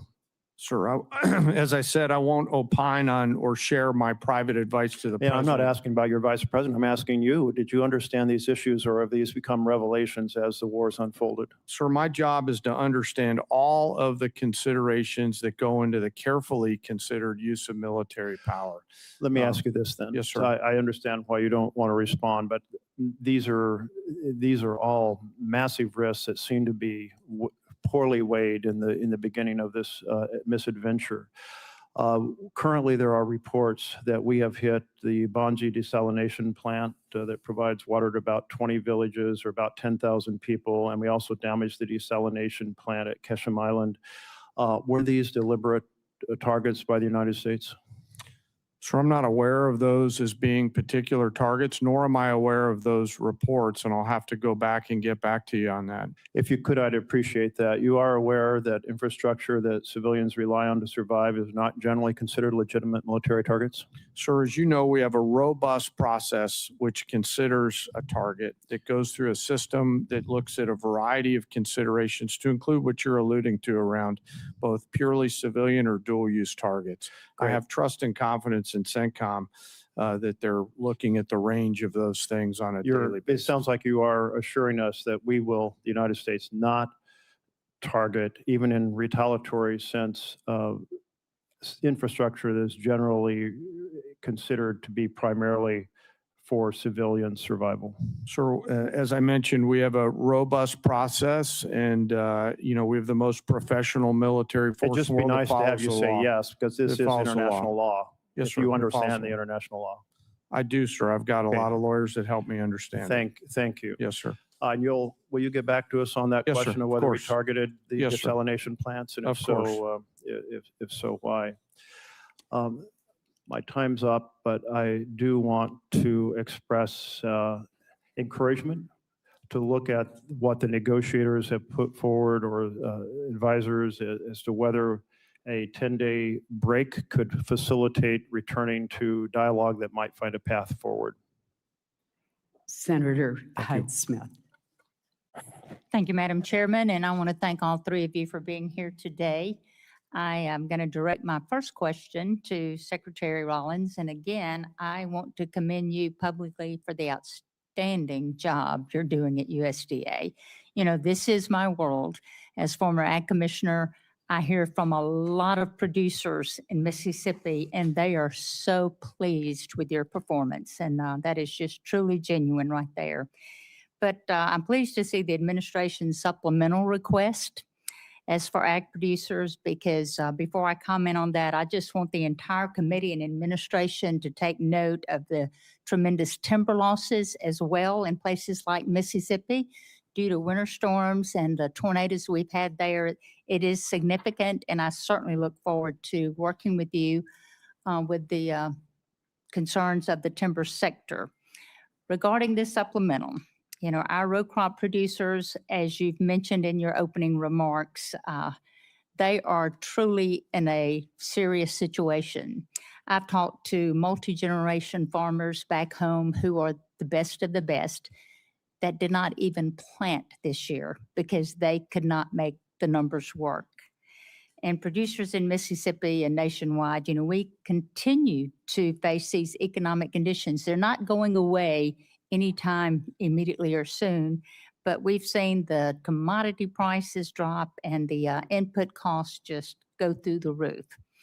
If we want the next generation to stay on the land, Congress, we're going to have to take this opportunity to provide this critical market assistance for our farmers and enact policies that build structural demands for commodities like the Buy American Cotton Act, that year-round E15, all of which would make the paths better, more favorable for these producers going forward. But I appreciate the administration's effort to this date, including the Farmer Bridge Assistance Program that was so valuable, implementation of the updated Farm Safety Net with Working Families Tax Cut Act, and now the supplemental request before Congress. But will you speak to why it's critical for Congress to act swiftly to pass this supplemental and the need for us to pass legislation that drives the demand for farmers' products? Yes, thank you, Senator, for your kind words. A couple of really important points. Number one, as we work to open the markets around the world, and we're seeing, as I mentioned in my opening remarks, just extraordinary numbers. That $50 billion agricultural deficit we inherited a year and a half ago is now down into the 20-ish billion. We expect it to go down significantly this year. Again, the highest price we've seen in over a year in corn is today, and soybeans is today, et cetera. Your point, Senator, about opening up the domestic markets is really important, whether that's E15, renewable fuel standards. Obviously, the RVOs came out, which is the reason for the drive up in some of our row crop prices in the last month, which is really important. But also, as I mentioned, bringing the cost of inputs down. We are expanding fertilizer, the largest ammonia plant. We're going to break ground in Louisiana in 2 weeks, reshoring, bringing back to America real fertilizer production. And then also the long term, we got to figure out how we are doing these supplementals and these bridge payments, which we have to do for these farmers to survive. But what we're seeing is just survival. And we're seeing a lot of the input companies, equipment, seed, fertilizer, make record profit. So we've got to be able to dig into that as well. But as of today, ensuring that we can keep these farmers farming while we're opening the markets, while we're bringing down the cost of inputs, is paramount for a secure America. And that's why this is so important today. Thank you very much for that. And Secretary Hegseth, thank you for being here and the amazing job that you're doing. I have the utmost respect for you, your team, and what you're accomplishing. But I as well am committed to ensuring that our warfighters have all the tools necessary to accomplish the mission in Iran and whatever else that they need to defend our nation's interest. The supplemental request is in line with that goal. And I'd like to shift my conversation right now quickly to shipbuilding, which is extremely important to the state of Mississippi and our country's ability to protect itself. The President's FY 2027 budget requests funding for one DDG-51, while Navy leaders have said their goal remains to build 2 destroyers a year. And at the same time, the department is exploring options for using allied shipyards and overseas fabrication in future naval construction, which raises questions about the long-term role of the American naval industrial base or shifting work away from domestic shipbuilders. Shipyards like Ingalls in Mississippi, which I would love to invite you down to there. It is amazing, and the thousands of suppliers and small businesses they support, they need the confidence that the work will be there so they can invest in new facilities, hire and train skilled workers, and expand capacity that we will need in the future. Will you help or talk to us about the department's short and long-term shipbuilding plan and how it gives industry the confidence to invest? You just made the case for this generational investment because of the underinvestment, Senator, in shipbuilding in the previous administration. Just static, flat bureaucratic, slow. We're having to revitalize that industry. And one DDG is a reflection of a backlog in capability. So as we ramp on more capacity, those numbers of DDGs, the workhorse of our Navy, will go up as we grow that force. The senator's time has expired. Thank you. Senator Coons. Thank you, Chairman Collins, Ranking Member Murray. Thank you, Secretary Hegseth, Secretary Rollins, General Kane, for your service. I want to start with the things I know we agree on. We agree that we should honor our fallen, that we should stop and remember them and console and comfort their families, that we should be mindful of the hundreds of Americans who've been wounded and injured in this war in Iran. General Kane, your observations about how our adversaries are aligning more and more closely. Technology is accelerating, and cheap and lethal and easily accessible drones pose greater and greater risks to our troops, our homeland, and our security. And Secretary Hegseth, that we need to protect our troops wherever our president directs them, that we need to protect our partners and allies, and that the dangerous radical Iranian regime should never possess a nuclear weapon. I think we agree on all of these core basic points. Where I think we may disagree is on this supplemental and on the strategic choices made to achieve some of these core goals. We're 143 days into a war with Iran, a war of choice that we started with Israel, but did not include, consult, or incorporate our core allies, our NATO allies, our regional allies, the American people, and Congress. And the reason to consult and include our allies and Congress and the American people is so that when the costs and the length of a war extend beyond what we'd initially imagined, the American people and their representatives in Congress understand that sacrifice and can continue to support it. I think your first strategic mistake was to not consult the American people in Congress and make a clear case for the reasons behind this war. There have been many, lots offered, and I think our military has executed on the core missions: attack ballistic missile sites, sink the Blue Water Navy, attack their proxies, constrain their capacity. But I frankly think it was entirely foreseeable that Iran would close the Strait of Hormuz, would use cheap, lethal, widely available Shahed drones that they've led the world in manufacturing to attack our bases, our troops, our partners and allies, and impose real costs. Higher costs in fertilizer, in fuel, higher costs for the world, and tragically, increasingly higher human costs for us and for our troops. So two questions, two general lines of questioning, if I could. Mr. Secretary, your question says, without these supplemental funds, we will face critical shortfalls that threaten our ability to pay our service members and sustain global operations without disruption. You've been asked repeatedly, there's $75 billion appropriated but unobligated. Can we really not avoid critical short-term shortfalls? What does that mean about the budget management within the department in terms of unexpected and unbudgeted wars? First, Operation Southern Spear, and then Operation Epic Fury. I would just note, I was sort of updated, 95% of that One Big Beautiful Bill funding will be allocated by the end of September in accordance with congressional intent. So these are things we said we would spend, and we told you we would spend them on, and we plan to spend them on those things by the end of September. So this is a new request based on new realities of a world we face, stepping up to meet that moment. And forgive me, Mr. Secretary, but that's news to me, that $75 billion will be out the door, allocated and spent by September. And I was simply questioning how we have ships running out of fuel in the open seas and planes being grounded. And I didn't say ships were running out of fuel in open seas or planes were grounded. I'm saying we have to make trade-offs. Maintenance accounts are running everything out our of money. troops need on the battlefield, they're getting in spades and beyond. It's ultimately looking into the future. Can we invest above and beyond that, the types of munitions, fast enough as we upgrade and modernize our force? That's what's at issue here in this $1.5 trillion, this supplemental, and any other additional funding that comes. Two quite different things: a $1.5 trillion base budget request and a now $76 billion supplemental. And I was simply going to point to Department of Homeland Security is sitting on nearly $100 billion in unobligated funds. You haven't requested reimbursement for the millions of, frankly, billions of dollars the department has spent on law enforcement. Second, we requested reimbursement and are getting a substantial reimbursement from DHS. That's good news, and that's news to me. And frankly, as we reflect on the service and sacrifice of those who put their lives on the line of this war, one of the things I've raised over and over and over is the ways in which this administration has dragged its feet on partnering with Ukraine in order to deploy the best-in-class sensors, detectors, and counter-drone systems to protect everything from Dover Air Force Base to our bases in the region, to our troops, to our partners.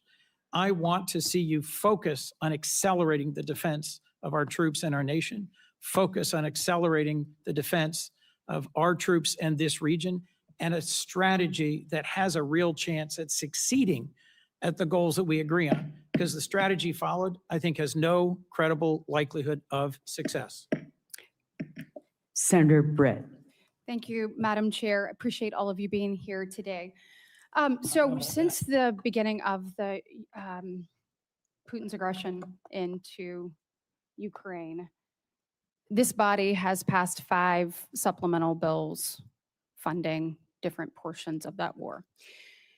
You mentioned in your opening, Mr. Secretary, about not getting those munitions that had come through this body quick enough to Ukraine, and also being able to replenish those here at home. Can you talk a little bit more about that? Because I remember the previous administration dragging its feet after this body gave them directive as to what to do. So can you shed a little bit more light as to what you were talking about in your opening? Well, thank you for that question. Sometimes we forget recent history, which under the Biden administration, there were 5 supplemental requests for Ukraine, which almost every member of this body voted for to send rapidly in a bipartisan fashion for something that this committee and the administration deemed to be urgent. President Trump may take a different view, but that was the view of the Biden administration. And real quick, wouldn't you say it would be urgent to make sure that our men and women in uniform right now have everything that they need? I would argue providing for American men and women as opposed to Ukrainian men and women is a higher priority for the United States Senate. So 5 supplementals that went to Ukraine, as good as that cause may be, why is that righteous to do? But funding troops in harm's way right now, given the threat and what they're undertaking, this is a partisan exercise. And so, it's hypocrisy. And I appreciate you pointing it out. Real quick, Madam Secretary, question for you. When the Russia-Ukraine war started, we saw obviously cost go up around the world. In particular, in that region, we know that supplying of fertilizer, was tremendous. We also know Ukraine was top 5 when it came to wheat and corn and other things that we utilize, across the globe. It's my recollection that fertilizer went up about 55%. Obviously, if we were able to create stability there in the region and have peace, it would follow that then prices would likely go down over time within the agriculture world as well. Is that fair? Yes, that's correct. Okay, and when we're looking at the Ukraine and Russia war and trying to end Putin's aggression, trying to bring peace, General Kane, if we were to cut off the funding that Russia was getting, would it follow that would be a driver that could possibly lead Putin to the table? Sarah, yes, and their economy's Thank you. struggling now. Thank you.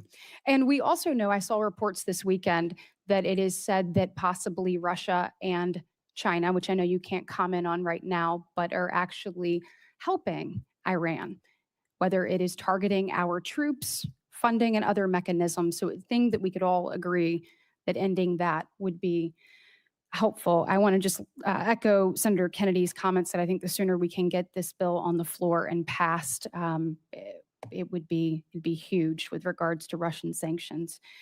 Also want to just talk briefly about the dysfunction of this body.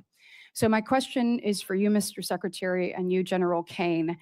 I would have to think that our adversaries, and I believe that we need to fully fund our military, making sure that our warfighter is the best ready, trained, and equipped across the planet. I think we have an obligation and a duty to not only meet the needs of the moment, but to also look at what's to come and be preparing for that. You talked about an insurance policy. You talk about what we need to do. Now is the time to do those things. But I would have to think that the dysfunction of this body, whether it's the full shutdown, a partial shutdown, a partial shutdown, not being able to pass NDAA, not being able to pass FISA, I would have to think that our adversaries look at that and it gives them a little bit more credence as to what they're doing abroad. Can either one of you comment on that? Thank you, Senator. That's why I've said, and I will continue to say, that the inability to properly fund this department, the Department of War, is probably the single greatest threat our nation faces. Whether or not we will make a generational investment in not just winning the wars currently, but deterring the wars of the future, given the step change in technology of this moment and the underfunding of the previous administration. You didn't mention continuing resolutions, which is a whole nother way our department has foolishly budgeted. So I appreciate you highlighting that. It's very true. Yeah, and General Kane, question for you. Obviously, a shutdown is a terrible thing for the Department of War and the men and women that you oversee. But I would assume that a CR is not much better. Can you comment on the effects of that?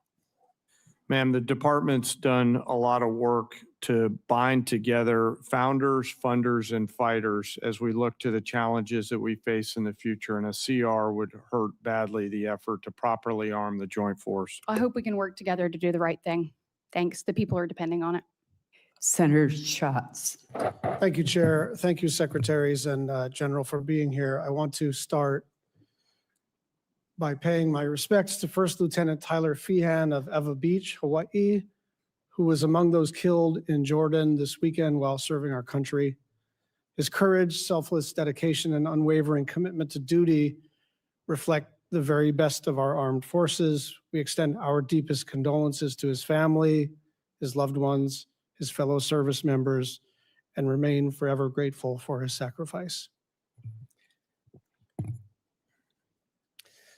Secretary, about 190,000 people in the state of Hawaii, believe it or not, voted for Donald John Trump. And I know a lot of them, and I represent all of them. And one of the reasons that they were enthusiastic about Donald Trump, and you, Mr. Secretary, was they thought that we were going to have a new foreign policy. And that I think, I'm paraphrasing, but I think you characterized yourself as a reformed neocon or some such thing. And people were pretty thrilled about the idea that we were going to, that America first in their mind meant that we were going to not do this kind of adventurism. And so I don't want you to answer me, I want you to answer them. And I want to walk through the sort of stated objectives of this war at the outset. Regime change. We now have a younger and more radical regime.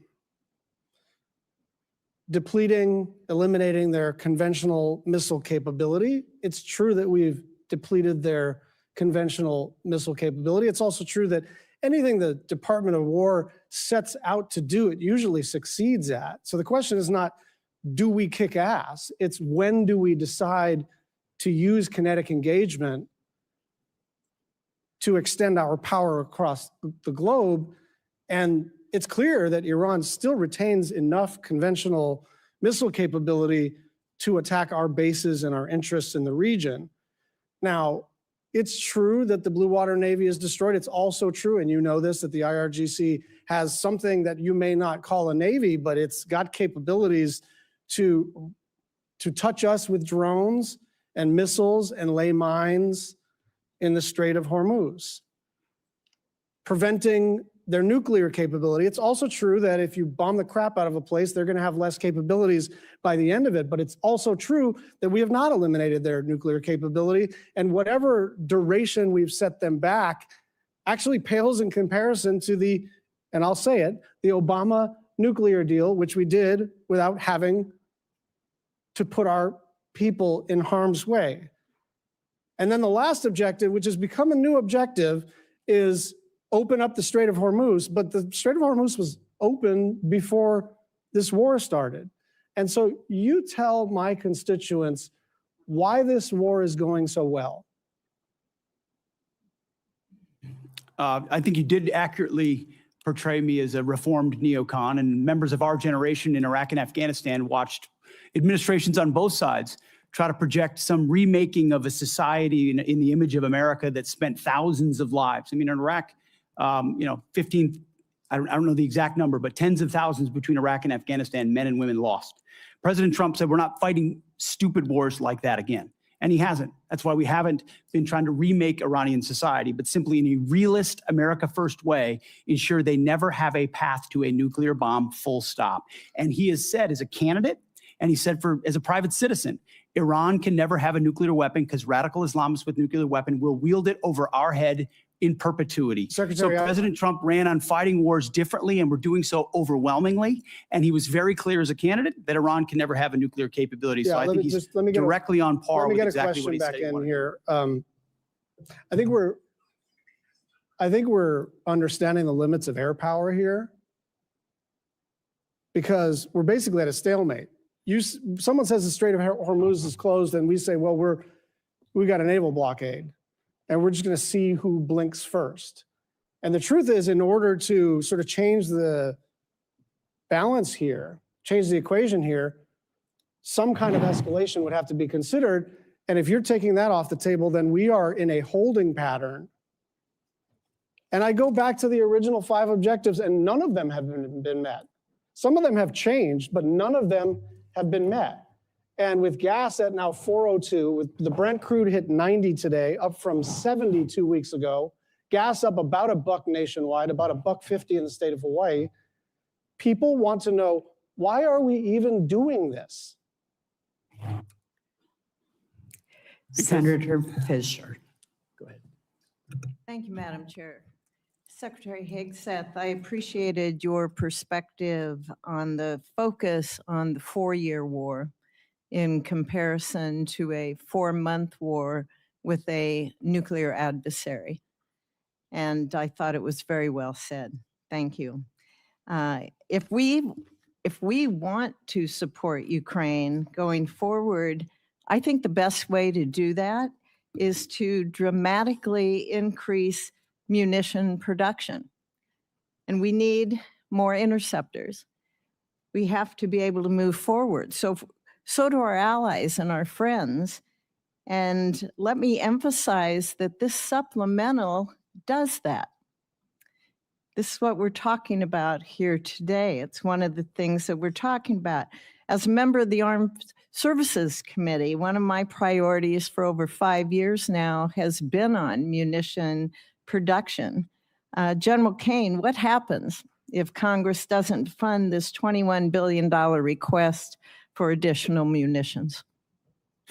Well, ma'am, there's been a lot of work done by the department to partner with the private sector. I'll acknowledge some of the efforts that the private sector is doing to utilize their own capital to facilitate factories. If we don't, as a team, figure out how to properly fund the department, then we're not going to get the munitions, and there's going to be a lack of shared risk between the federal government and the private sector. And I think we're at a point in time in our history where we need to partner. We need to find an ability to share risk. We need to be better sellers and buyers on both sides in order to make sure that the young all-volunteer force has the weapons that they need before they are asked to go do something. What you're saying is we need to be prepared as a country.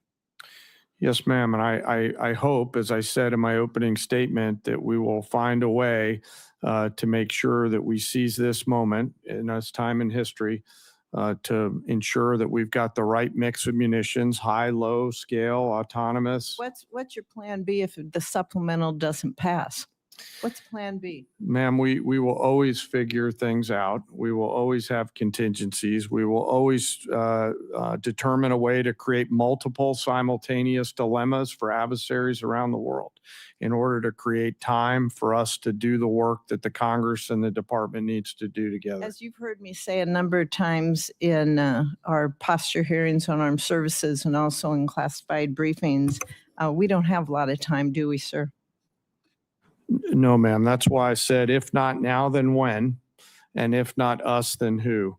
And I truly believe we're at one of those moments in history where we have a choice to make, just given what I see on the next couple ridge lines.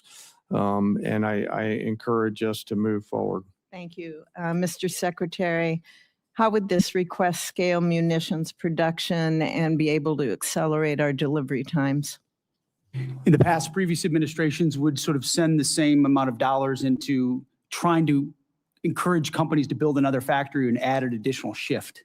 What this munition request does is fulfills deals that our department have cut with these companies. First, multi-year procurement, where these companies that make SM-3s or Patriots or THAADs or Tomahawks. Was a priority for our NDAA a couple years ago. When we Absolutely. put that And you in. have provided that authority, multi-year procurement. And now those companies are spending $4 billion, $5 billion, $3 billion on building their own new factories that then produce 2x, 3x, or 4x the amount of munitions than they did in the past, and they paid for it. So actually, in this budget, which is $21 billion, as you mentioned, it saves $18 billion over the FIDIP on munitions because we're buying munitions at today's cost and not at 5 or 7 years from now when we will also get them. I hate to interrupt, but we're running out of time. We also have the request includes 4.1 billion for our space-based capabilities, and that includes the AMTI and our space data network capabilities. And these really underpin the long-range kill chains and allow our warfighters to detect and also then to track the airborne threats. So, Mr. Secretary, what's the risk to the joint force if we delay these programs until FY28 or beyond? Senator, not being able to see, not being able to sense before an adversary is able to engage one of our capabilities, and which means falling behind in the domain of space, which means falling behind at every other domain. Great, thank you. And General Kane, do you have anything to add on that about why Congress can't wait? I think you make such an excellent case on that. No, ma'am, I'll stick with the words that I offered. Secretary Rollins, thank you for your focus on year-round sale of B-15, for taking care of the horrible disasters we've had in Nebraska. We appreciate you coming out. And I have a couple things more, of course, that I want to bring to your attention, but thank you very much. Thank you, Madam Chair. Senator Van Hollen. Thank you, Madam Chair. Secretary Rollins, the Beltsville Agricultural Research Center in Maryland is one of the crown jewels of agricultural research in the United States. And my question is simple. Can we find some time to get together in the coming weeks to discuss the situation there? Absolutely, yes. Thank you, Madam Secretary. Yes. Let me turn to the Iran war. We recently lost 3 American heroes. That brings the death toll for American soldiers to 18. 1 is still missing. Hundreds have been injured. That's on top of the civilian death toll throughout the region that now stands at several thousand, including the over 150 people killed in the bombing of an elementary school in Minab in Iran. Meanwhile, the Strait of Hormuz is closed. Gas prices today in the United States again spiked above $4 a gallon. And that will also continue to push up costs for groceries and other things that families buy. Secretary Hegseth, you said in your opening statement, the best way to ensure peace is to prepare for war. And I agree with you about deterrence. I would also submit that the best way to ensure peace is not to start wars, because wars are a lot easier to start than they are to end. General Kane, I heard your testimony saying Iran will continue to be a challenge. And I think it's pretty clear that that is, in fact, the case. And General, in order for you to develop a military strategy to accomplish a particular objective, you obviously need to know what those objectives are, right? Yes, sir. It all starts with what is the political objective, and from that we derive military objectives that support whatever that end state. And as you say, that is a political objective. Yes, sir. So, Mr. Secretary, you've talked a lot about winning. You've talked about winning in your testimony today. You've talked about winning throughout the Iran war, and we all like winning. But I think the American people deserve a definition of what it means to win in Iran, because this war has dragged out for a lot longer than certainly the President of the United States indicated. Indeed, the President said on March 24th, and I'm quoting, "We've won this war. This war has been won." Do you know what the President meant by that back in March? Well, Senator, I would just note that militarily, I mean, Iran has been completely overmatched and crushed from the beginning, militarily. Their capabilities are nowhere near ours. I would take issue with your characterization that we started this war. Iran started this war 47 years ago, and they've killed thousands of Americans, including our brothers on the battlefield in Iraq. Iran has been targeting us for a long time.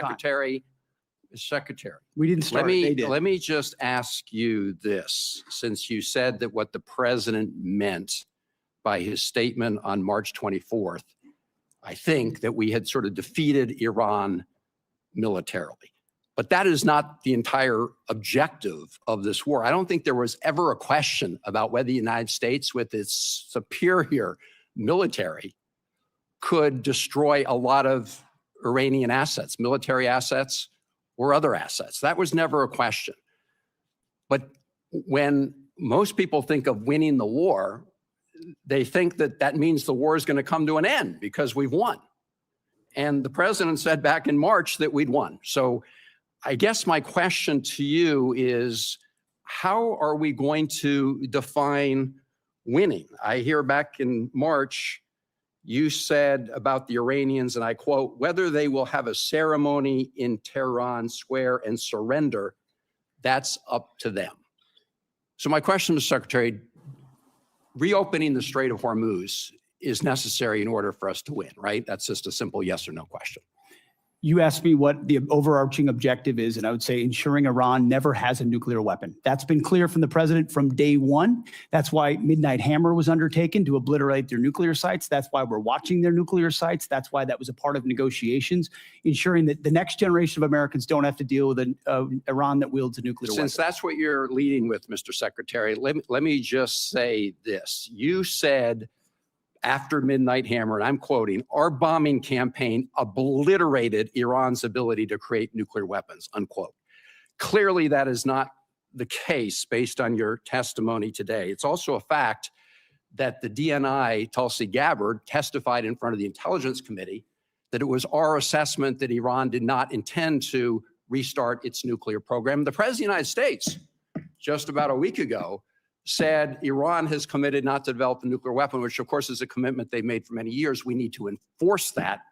That's what we are doing under the JCPOA. Thank you, Madam Chairman. Senator Rounds. Thank you. Thank you, Madam Chair.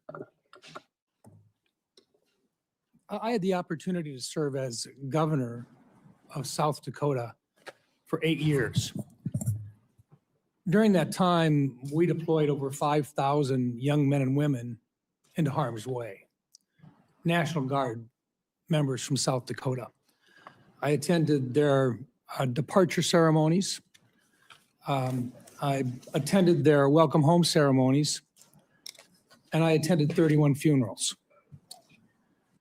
One of the main reasons that I decided to come to Washington was because I never wanted to see young men and women going into harm's way again if they didn't have the best leadership, the best training, and the best equipment possible.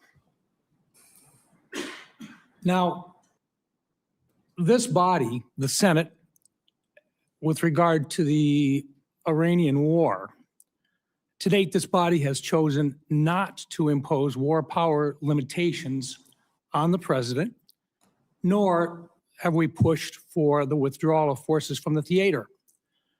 I think the decision to take out Iran's nuclear program and their missile production capacity was the right one. And it should have been done a long time ago. But when the president did that, we also assumed that there would be risk involved.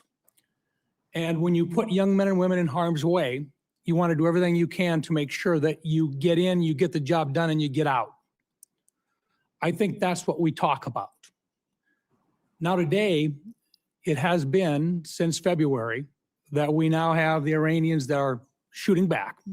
We haven't finished the job. I think the question that the American people have is when the difficult decision comes, because I don't think diplomacy is necessarily working, and I think most people would say we've got more issues in front of us before this is complete. For General Kane, when the time comes and the president is asking for the decisions about the options available to him to appropriately end this war favorable to the United States and to take care of this problem permanently, are you prepared to provide him with the appropriate options that he is going to have to make a decision to choose from? Sir, I always provide the president with appropriate options and risks that he can choose from. And those options that he will have to choose from will cost money. And that's our role here. Because if we don't do it right, young men and women die. Yes. The question to you, sir, is this. You've offered a supplemental request, and I recognize that it's part of a 1.5 trillion overall. But is this enough money to get the job done? Or is this going to just get us far enough until we've got to come back in here? And in the meantime, we may very well not have these young men and women out of harm's way yet. That's my question. Sir, I want to first start with recognizing your 31 fallen from home and mourn their losses. We carefully consider the use of military force every single day.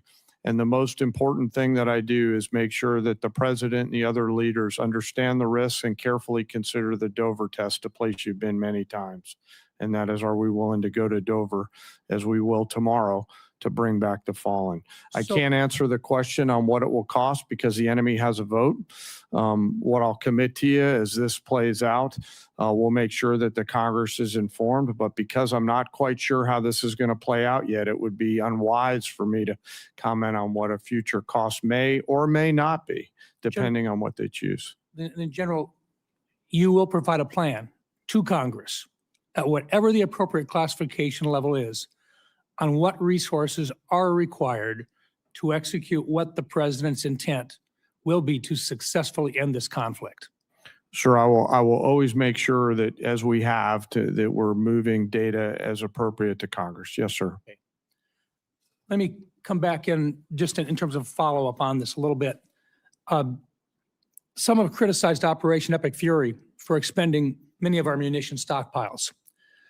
Were our munitions, the inventories of those munitions, and the capacity of our munitions industrial base sufficient for great power competition with near-peer adversaries like China prior to Operation Epic Fury? Secretary Hegseth?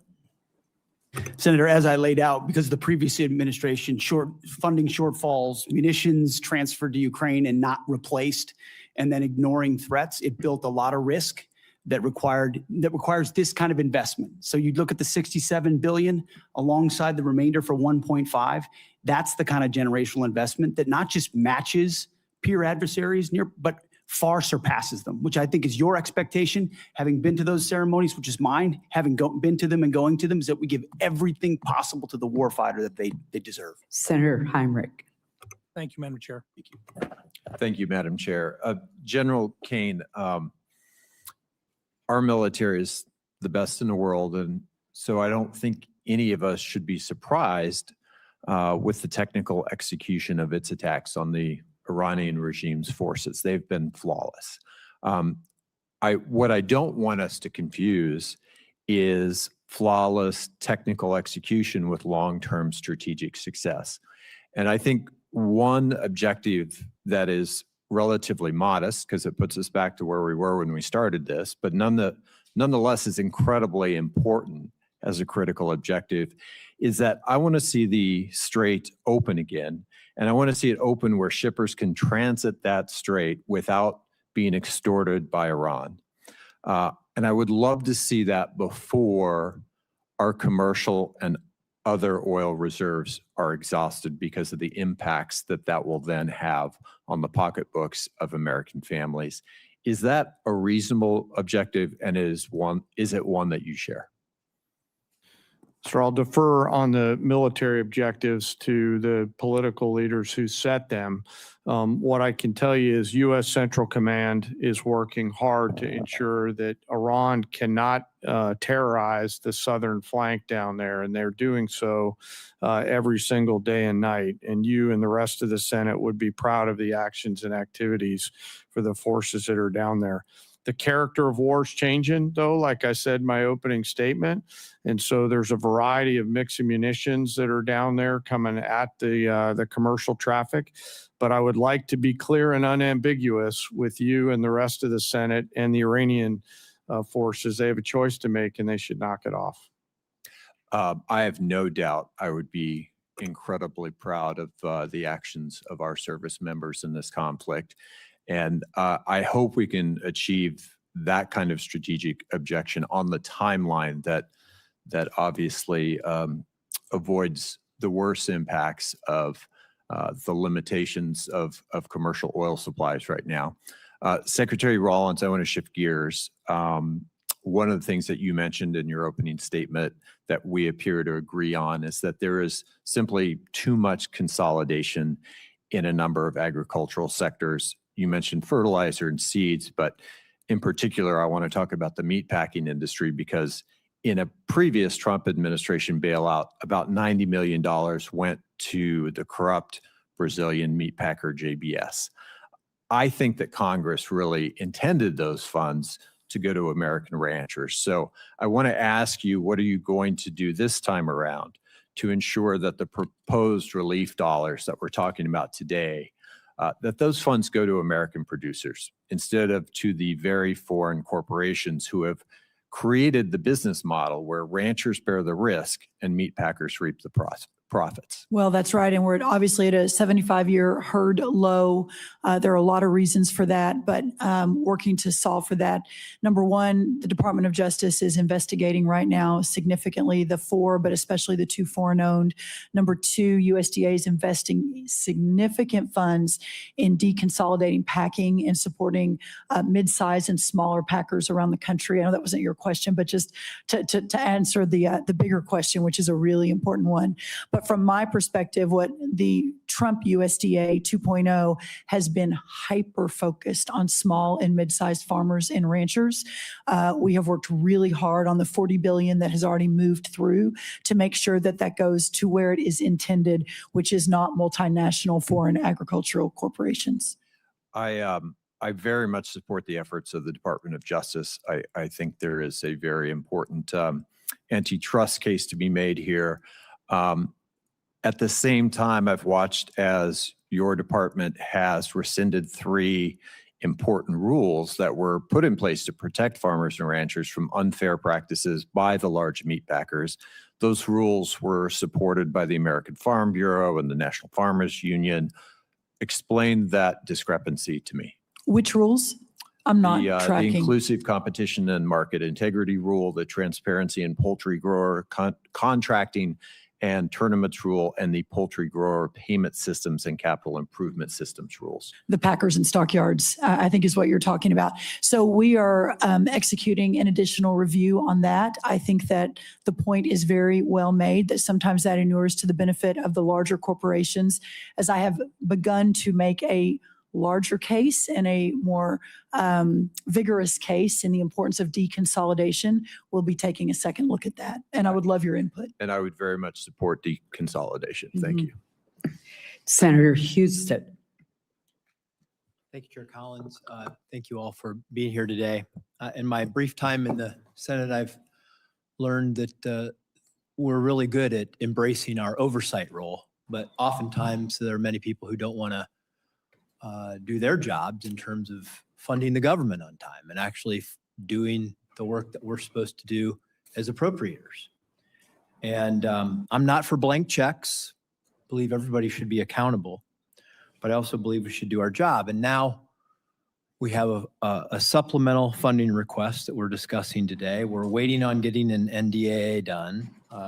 Despite the chair's best efforts to facilitate forward an appropriations process, there's question of whether that will get done on time in September. And my question, start with you, Secretary Hegseth, just to talk a little bit about what the consequences of failure, what this really means to not do this on time. Because I've talked to defense contractors. I as a former executive, a member of an executive branch, I know that the legislative branch often thinks, well, no matter when we get this done, we just wave a magic wand, we pass the bill, and it all magically happens. But that's not how it happens. It takes time for people to, you have businesses out there who are going to rely on to build these weapon systems who don't know if they're going to get paid. They can't plan. They can't staff up. They can't order the equipment. They can't do any of these things unless they know that the money is actually coming. So what are the consequences of not just doing this, but doing it on time in a timely manner? Senator, thank you. I think the consequences of dysfunction in funding this department put at risk I think a first time in 25, 30-year reform effort to change how we do business as a department. We're going to war with the Pentagon bureaucracy because the bureaucracy existed to defend just a few systems and processes and companies.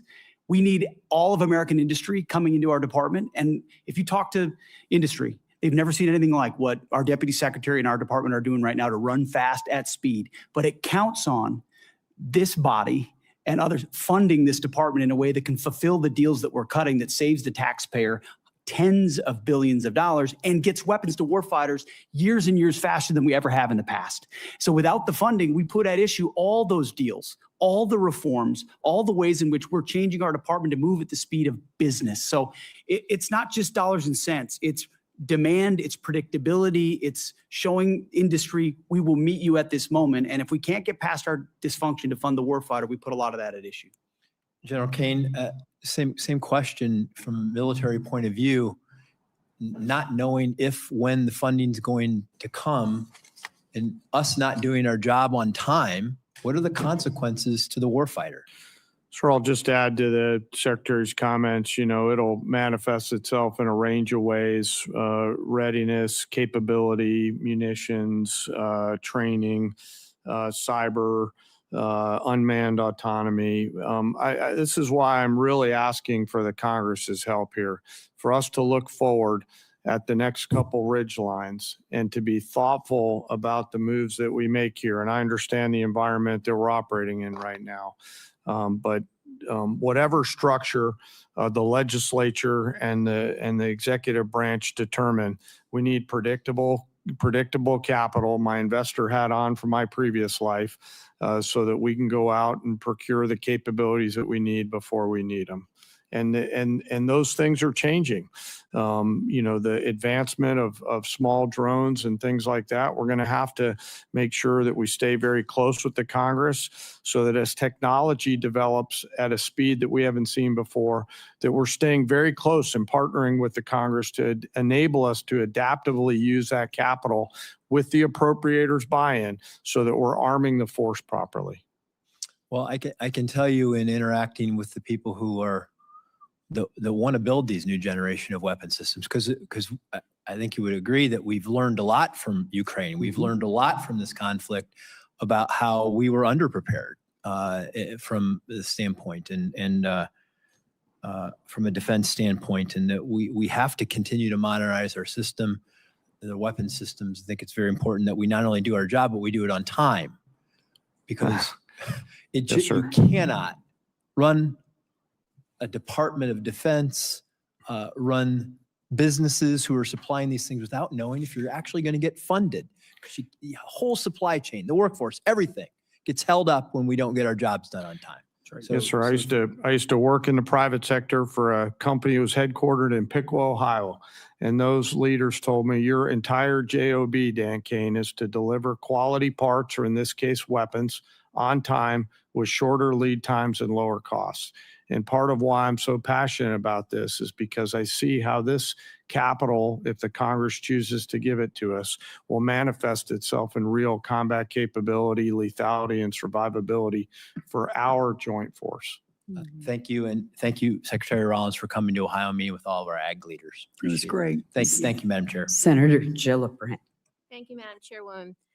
Secretary Hegseth, you're requesting billions of dollars in supplemental funding for a war that you said would last for weeks.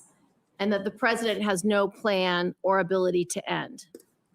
At the same time, this still unauthorized and extremely unpopular war has caused gas, diesel, fertilizer, and other essentials that New Yorkers and our farmers need across the country, and has become much more expensive.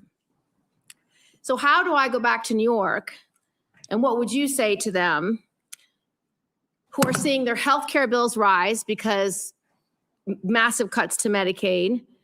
They've seen their grocery and gas bills rise, and this unpopular and unauthorized war abroad is a higher priority to this administration than their ability to feed their families and provide health care to their loved ones who are sick. Well, Senator, you're talking about political trade-offs, and our job is to deliver for the United States military and the President of the United States. And we look at the cost of a nuclear Iran, and we want to prevent that for future generations. And that requires funding and supplementals and this budget and next generation capabilities. And that's why we're here today to request some of that to ensure we can ensure that Iran never gets a nuclear So weapon. you're essentially saying, you're asking for literally $1.5 trillion for a war that President Trump said he already won. You're asking for $1.5 trillion, unlimited money for bombs, but insufficient money in for the American people, for their health care, their food, their housing, and our farmers, Secretary Rollins, who we have cut SNAP program. We are not funding the losses from emergencies that have happened in blue states, particularly when That's we not had true. frost. That's not true. False, you're not funding it. But back to you, Secretary Hegseth.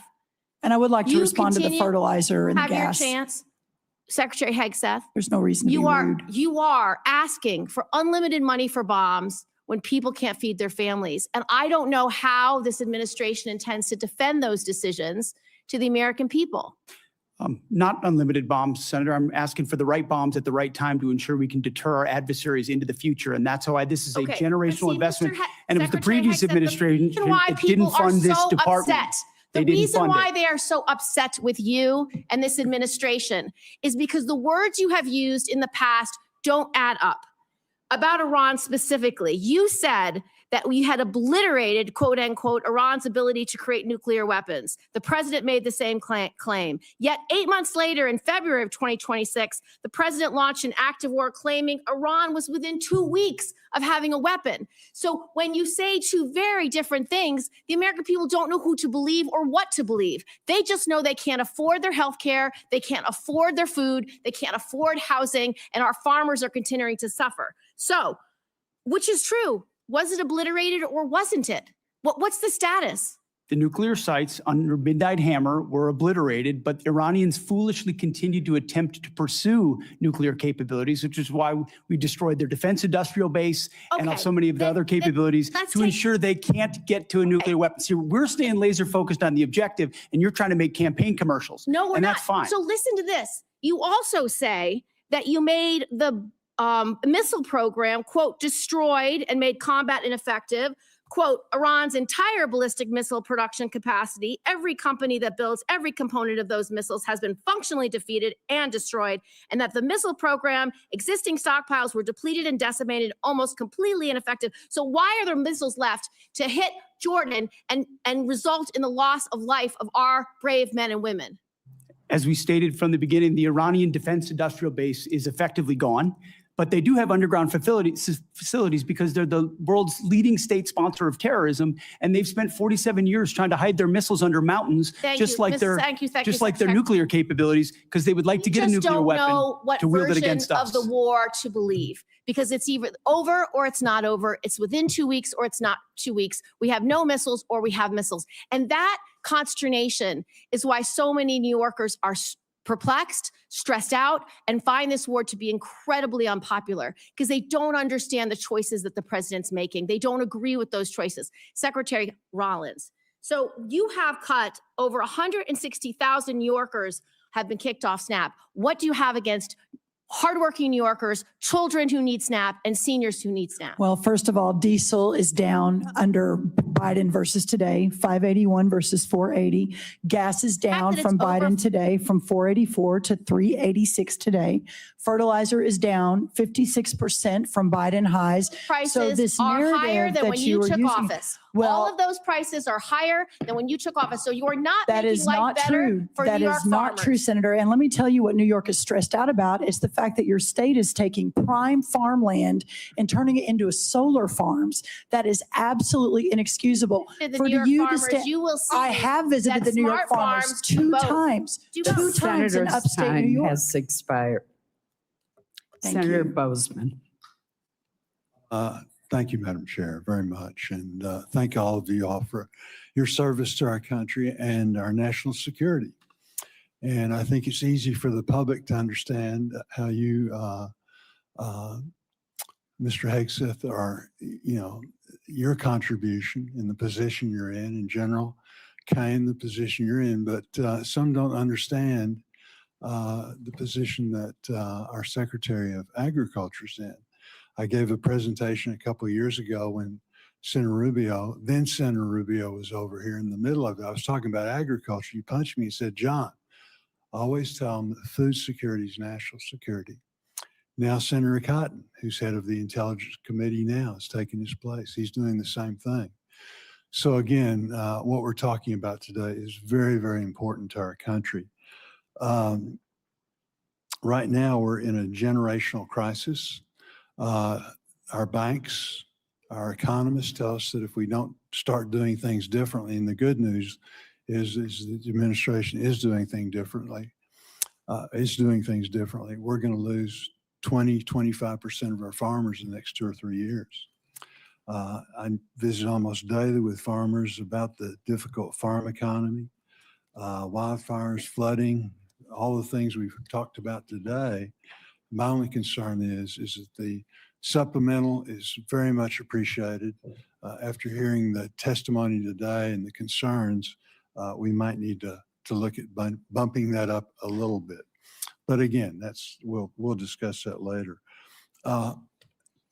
The supplemental, though, the supplemental assistance is important in keeping our farmers going, but it's not the answer.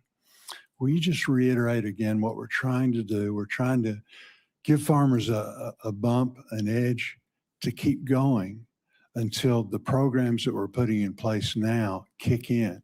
You mentioned fertilizer, you mentioned E15, you mentioned value adding our products, both overseas, finding new markets. Can you talk a little bit about that, the importance of not only the supplemental, but again, what we're doing in conjunction with that so we won't have supplementals in the future?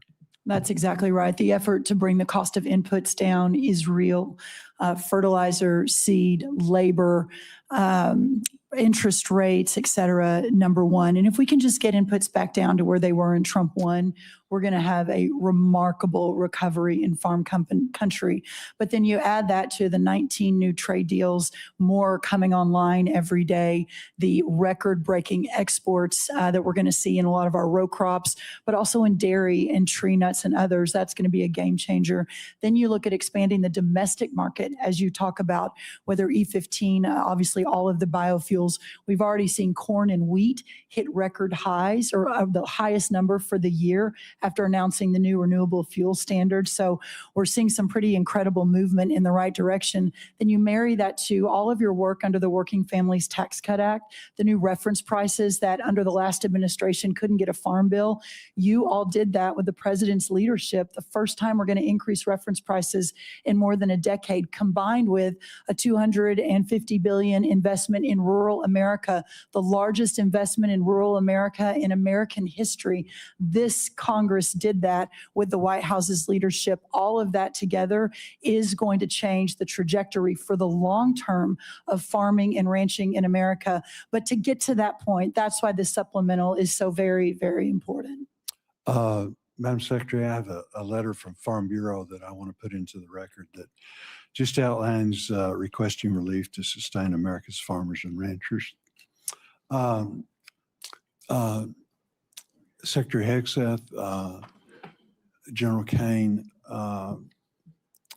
one of the things that we're concerned about is that in the military construction aspect of things, we're really not asking for that in the supplemental.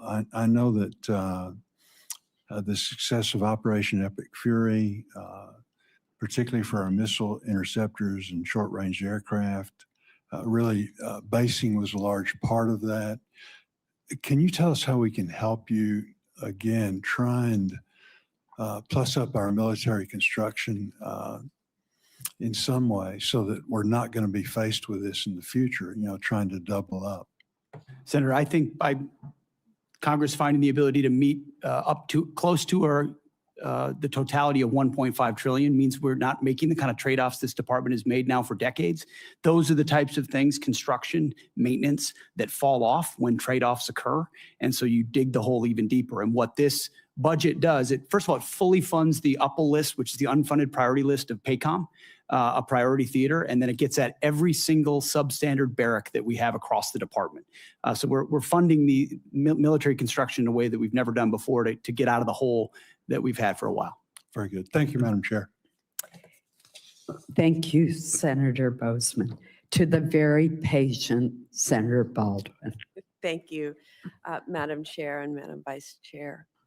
And thank you for appearing before our committee today.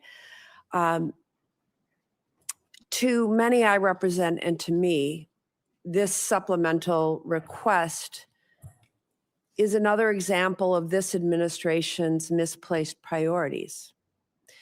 Instead of spending tens of billions of dollars more for this president's war of choice in Iran, that both houses of Congress, I may add, have voted to end absent explicit authorization by Congress, we should be focusing on the needs of American families. We could invest this money to accelerate new cures and treatments for cancer and Alzheimer's. We could use it to help more families with rising home energy costs.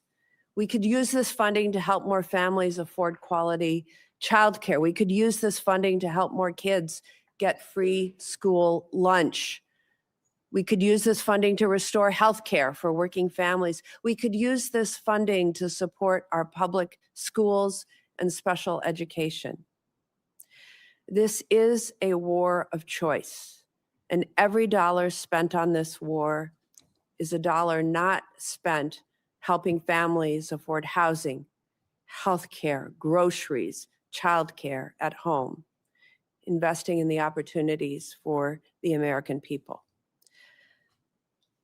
First, I want to express my condolences and my respect for the 17 American service members killed in this war since February, including 3 over the past few days. Their lives are the price this country has paid for this war.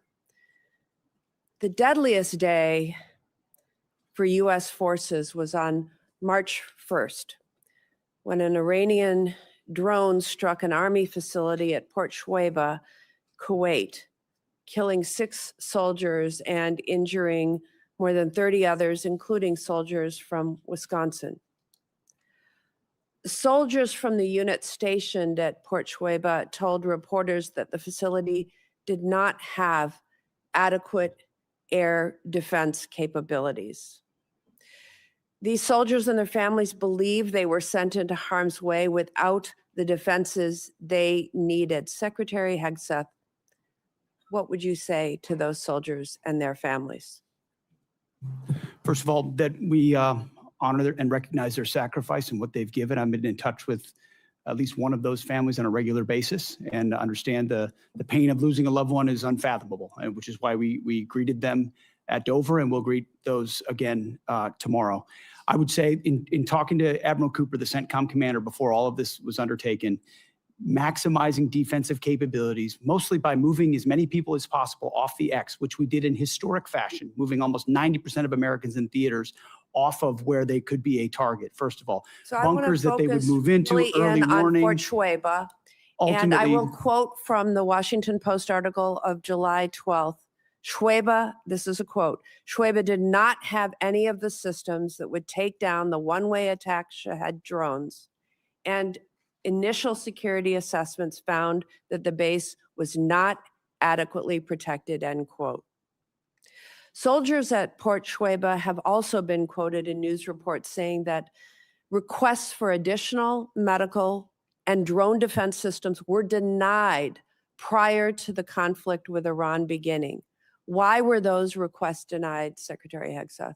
I would confer with Admiral Cooper, but it's not a single drone or defense request denied at any level that I'm aware of. We did everything we could to move heaven and earth in every single location to protect every single American we An article from July possibly could. 12th, Washington Post also quoted a soldier saying that the unit's request for an Eagles drone defense system was denied because of lack of assets. That's an end quote.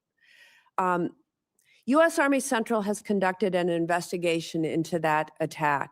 Do you commit to releasing the findings of that investigation publicly, yes or no? We'll get you the status of that. I would argue if it was a resource constraint, that's precisely why we're having this hearing today, to speed up systems to the battlefield, to warfighters as fast as humanly possible. It's been too slow in the past. It needs to be faster. The Commit to reforms we're releasing undertaking the will do findings that. of that investigation publicly, yes or no? I will work with Admiral Cooper to make sure it's handled properly. Yes, Senator. Thank you. Secretary Hegseth, I traveled to Walter Reed Military Hospital and met with soldiers who were injured in that attack. What they told me confirmed what other soldiers have said publicly, that most of these soldiers injured in the attack did not receive proper medical care in Kuwait, in Germany, or during their initial days back in the U.S. The U.S. military has been fighting wars in the Middle East for 25 years. Why was proper medical care not immediately available to these injured soldiers, and why were they not immediately screened for traumatic brain injuries? I'm not taking issue with the characterization of individual soldiers, but I would argue that every effort was made to provide every level of medical care possible, understanding how CENTCOM The operates. senator's time has expired, and there is a vote on. Senator Capito. Thank you, Madam Chair. Thank you all for being here. Thank you for your service. I want to begin because the last time that I saw you, Secretary Hegseth and General Kane, was at the Pentagon when you honored Andrew Wolf, who was attacked here in DC in November, and then the honor that you have given to Sarah Beckstrom and her family, who lost her life that day as well. I know that you've been in constant contact with Andrew and his family, and you also know that the great faith that they have in the Lord above is what's really brought them to the point where they are now. So let's keep them all in his prayer. I am interested in Senator Baldwin's question because I do have a soldier from West Virginia who is making a very similar complaint. So whatever follow-up we can do, I would like to do that. I'd also like to recognize the three most recent service member that we lost, because we talk about them as service members and soldiers, but I haven't heard them say their name, and they're so young. First Lieutenant Tyler James Freehan, Private Isabella Gonzalez, and Sergeant Michael Swinton. You will be, greeting their families and unfortunately their caskets as they come forward tomorrow. So my question is, we've heard a lot about why we shouldn't be voting for this supplemental, or questions as to, is that really necessary or why? I guess my question, General Kane, is what's the consequence of not passing this supplemental? Where do you see that hitting us most deeply? Yes, ma'am. It will manifest itself in a few different places. Most significantly, it'll be in military personnel related matters. We'll figure out how to pay soldiers and sailors, but that would be a strain. Operations and maintenance costs, and then the ability for the department to take some of this capital and wisely invest it in future combat capability and things like AI, UAS, counter UAS, hypersonics, and space. So not only would it hit us today, but it could hit us tomorrow as well. Yes, ma'am. I actually view this as forward-looking. As we look at the future picture and the various risks that we're facing, the supplemental and the budget, frankly, help to ensure that we are properly arming the joint force for the myriad of potential contingencies that we face in the future. Thank you. So as we look at one of the, I think, best successes under your all's leadership at the Department of War has been the fulfillment of the recruitment in every branch. I remember last year, I think, or maybe the year before, only the Marines could brag that they had made their records. And now I think that many, the other branches you're far exceeding what has previously done. So that tells me that American young men and women want to serve their country. They want to be safe. They want to do the right thing. So how does not funding them, and if they think that their salaries may be short, or we're going to have a continuing resolution, or we're going to shut down the government, how can this chill what has been one of the greatest successes, I think, in terms of not just today's force, but the force of the future? And Mr. Secretary, I'd ask you to answer that question. Well, in a brass tax sense, this $1.5 trillion budget in its totality sees a 7% pay raise for Right. junior enlisted, 6% for your NCOs and junior officers, and 5% for senior officers. So it's significant reflection of the value we place on top of the other increases that Congress has provided them. If we were to have to, and we're going to do right by the troops, we're going to make sure they get paid, but it's going to put strains on training and readiness and all the other aspects of O&M over time, which makes its way down to the unit level.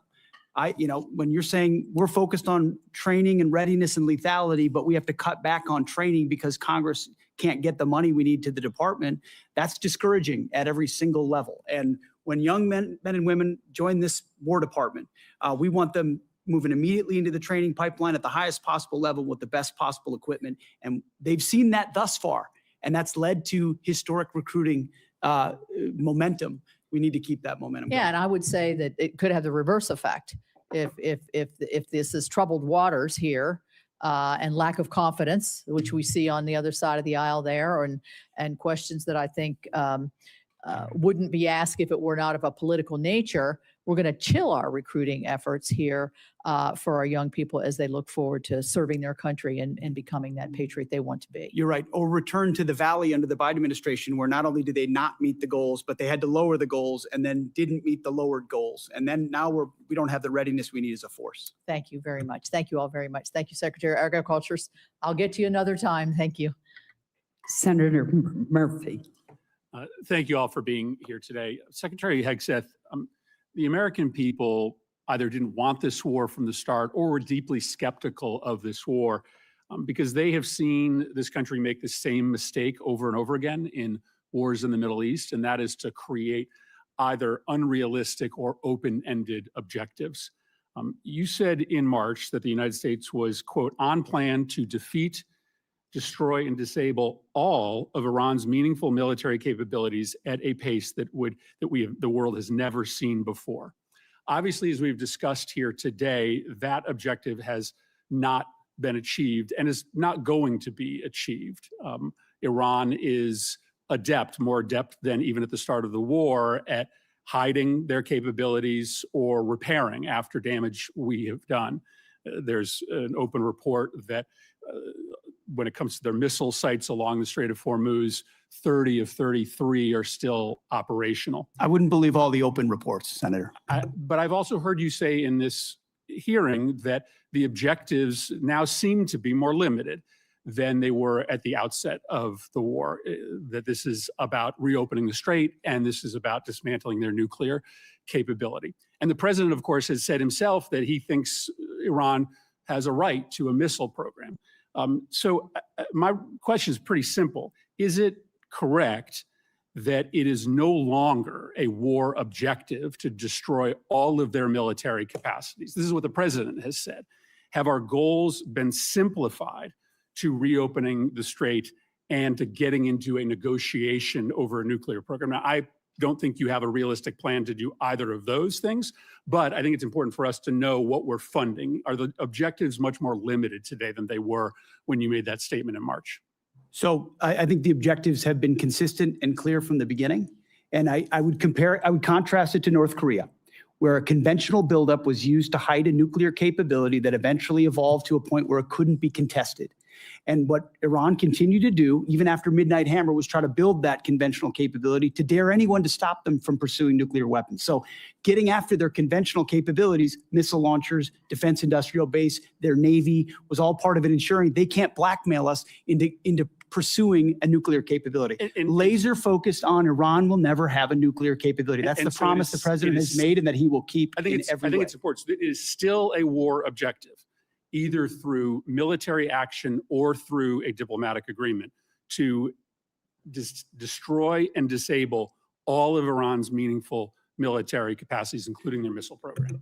As far as all, when we talked about that from the podium at the outset of this, we were talking about their defense industrial base. And if you look at the metrics of their ability to make more, that it's been overwhelmingly destroyed. Not everything, but overwhelmingly. Now, do they have missiles in underground bunkers because they're a terror state? Sure they do, and we've acknowledged that from the beginning. Yeah, but their capacity is less today than it's ever been. They as a nation. obviously have significant capacity to effectively disrupt the entirety of the Middle East and oil flows out of the Middle East, and that's not going to change. Let me ask you one more question. This is a request for supplemental funding because you don't have the funding in your base budget to do what you need to do, which makes questions about the base budget relevant. There's been a lot of attention, Mr. Secretary, on the modernization of a luxury jet that was gifted to the president by the government of Qatar. Reports suggest that maybe as much as $1 billion in your base funding, an extraordinary amount of money, has been used for an upgrade, and the plane is back in the shop for a second upgrade. As far as I can tell, never before has an administration not made public the amount of money for an upgrade or a construction contract on a presidential airplane. Obviously, we don't need or want disclose the details of that upgrade, but never before have you withheld from Congress and the public the total amount of money. I think there are two really important questions here. One, will you make public the amount of money that you are spending to upgrade this plane? And two, can you commit to this Congress and this committee that the president isn't going to take this plane with him when he leaves office? The only thing more insulting to the taxpayers of spending money on a jet they don't need would be for the president to take it with him, to take it out of our military inventory when he leaves office. Say the Air Force has done an incredible job making that a capable jet that ultimately, but its capabilities and investment are classified and shouldn't be talked about in That's public not what I'm setting, asking. considering Will the you make security of the amount president of the money? United Will you States. disclose the amount of money publicly? I would imagine as part of the regular budget process, that's something that we would look at. And will you commit that the president will not take? But you have this to look jet? at the classification level of certain things that are not devolved for reasons of national security. Will you commit that the president will not take this jet with him out of federal inventory when he leaves office? That's not a decision for necessarily me to make, and ultimately we're grateful to have it in the fleet for the Air Force to protect the president of the United States. That's a deeply Senator unsatisfactory Peters. answer to the American public. Senator Peters. Thank you, Mr. Chairman. Folks, welcome to the hearing today. I apologize. Is Senator Ossoff still here? Oh. I'm sorry. I went out of order. Senator Ossoff. I'll yield my time to Senator Ossoff. Thank you. Thank you, Madam Chair, and thank you all for your testimony. And General Kane, let me just begin by expressing on behalf of all Georgians our immense gratitude and admiration for the service members who are making tremendous sacrifices and conducting themselves with extraordinary selflessness and professionalism on behalf of the United States and our state's unified condolences and grief for the families of the 4 killed in action and our hope for a swift recovery for the nearly 100 wounded over the last 2 weeks. And thank you to you for your service to the nation. Mr. Hegseth, you're requesting roughly $68 billion for the department through this supplemental, correct? 67, yes. And yesterday, your department stated publicly, quote, U.S. forces struck Iranian military command centers, maritime capabilities, missile and drone launch sites, and air defense systems to degrade Iran's ability to continue attacking commercial vessels. That was a press release from your department. Is that a broadly accurate characterization of ongoing operations? That sounds broadly accurate, yes. On day 14 of this conflict, Mr. Secretary, day 14, nearly 5 months ago, you stated that Iran's military had been, quote, destroyed and, quote, made combat ineffective. That was on day 14 of the war. Was that an accurate statement? They didn't have a Navy any longer. It was completely sunk. Their missiles were buried underneath a lot of their underground facilities, and their defense industrial base has been almost completely destroyed. So as far as a military assessment of Iran's capabilities, it didn't mean by any stretch of the imagination absolute zero, but their Mr. capabilities Secretary, are at the lowest level you they've been in a stated very that long time. on day 14 of this conflict, in the second week of the conflict, you stated that Iran's military had been, quote, destroyed and, quote, made combat ineffective. Was that an accurate statement? Yes or no? Iran's ability to challenge the United States of America at the level at which we're capable of. That's not what I asked you, Mr. Secretary. You said on day 14, Iran's military had been, quote, destroyed and, quote, made combat ineffective. Yes or no? Was that an accurate statement? What the American military has Will you done answer to the the question? Iranian military is a historic military Will you defeat, answer the and they're question under ineffective oath? in that context. 3 weeks later, you declared victory. That was now nearly 4 months ago. 3 weeks after you'd already said Iran's military was destroyed and combat ineffective, you said, quote, Operation Epic Fury was a historic and overwhelming victory. You said Iran's military had been rendered, quote, combat ineffective for years to come. And you stated we had, quote, achieved every single objective. Were those accurate statements? It certainly was, on behalf of the men and women in uniform, a historic military victory over Iran. Had There are Iran's other- military been rendered, quote, combat ineffective for years to come? That was They a had statement that you made 160 4 months ago. They had 160 naval vessels You need in to the answer Blue the Water questions, Navy, Mr. and they're gone. Secretary. Their You Air said- Force you is said 4 months completely ago. combat ineffective, You and they said don't 4 have a months defense ago. industrial base. Excuse So me, Mr. describe to me a country Secretary. that doesn't have an Air Force, a Navy, or a defense industrial base, and Mr. I will describe to Secretary. you a country that does not have an effective Mr. Secretary, military. you It stated- can lob missiles. got Mr. it. Secretary, you stated missiles, 4 but it's months not a ago combat that effective Iran's military. military had been rendered, quote, combat ineffective for years to come. Has Iran's military been, for the last 4 months, combat ineffective? It's been set back not just years, but likely decades. You considering stated we it had, can't quote, build at the you level it did stated- before, and not you even stated close. we It had, doesn't mean it quote, doesn't have capabilities. Mr. Secretary, you stated we had, quote, achieved every single objective. Was that an accurate statement 4 months ago? The main objective of this was to ensure that Iran never gets a nuclear weapon. Their main sites were obliterated. We're watching over them, and we're holding them that issue. If they don't give them up at the table, there's other ways we can take them Early away. in the conflict Iran will on day never have a 3, nuclear Mr. weapon. Secretary, early in the conflict, day 3, you said one of those core objectives was to, quote, destroy the missile threat. And as you restated on day 5, to, quote, obliterate Iran's missiles and drones. Those were clearly and repeatedly stated core objectives of the campaign, which 4 months ago you declared had been completed victoriously with every single objective achieved. Were those objectives achieved 4 months ago?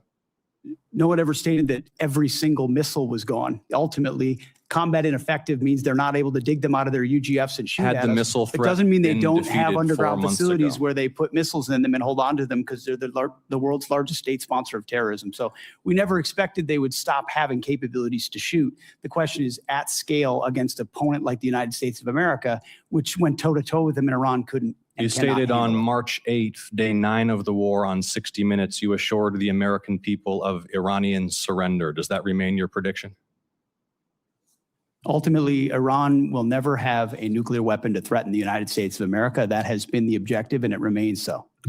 So just to review, you will not answer whether your statement made on the 14th day of the war that Iran's military had been, quote, destroyed and made combat ineffective was a truthful statement to the American people as you sit here and ask for tens of billions more The for the conflict. senator's time has Had a expired. historic and effective military campaign against the largest state sponsor of terrorism. Won't and will answer the ensure they question. never Senator get a nuclear weapon, Peters Senator. is recognized.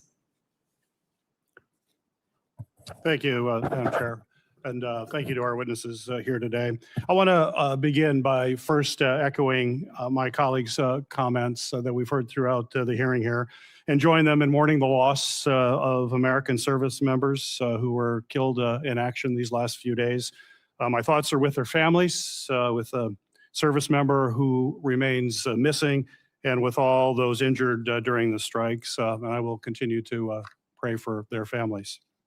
Secretary Hegseth, over the course of the war with Iran, I have repeatedly expressed concerns regarding the administration's lack of a winning strategy and repeated contradictions about the state of the war. Frankly, it doesn't help that you and your president continues to mislead the American people.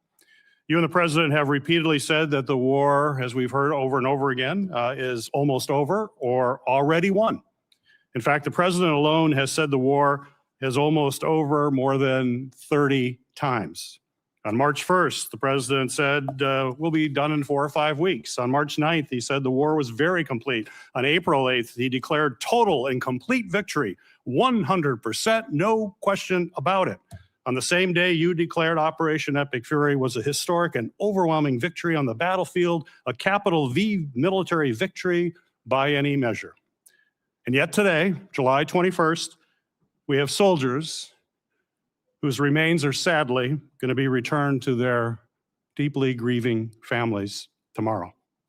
Clearly, the war is not over yet. After months of conflict, our strategy to win remains unclear.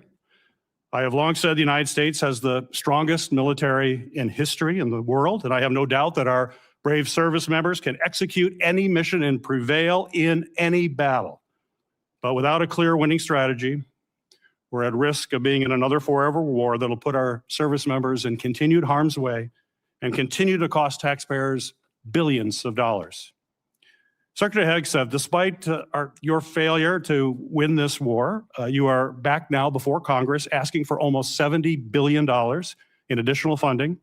You're asking the American people for a blank check because, once again, the Trump administration's efforts have been an utter and complete failure to win this war to this point. So my question for you, sir, is how is your strategy different than what we've seen in the past?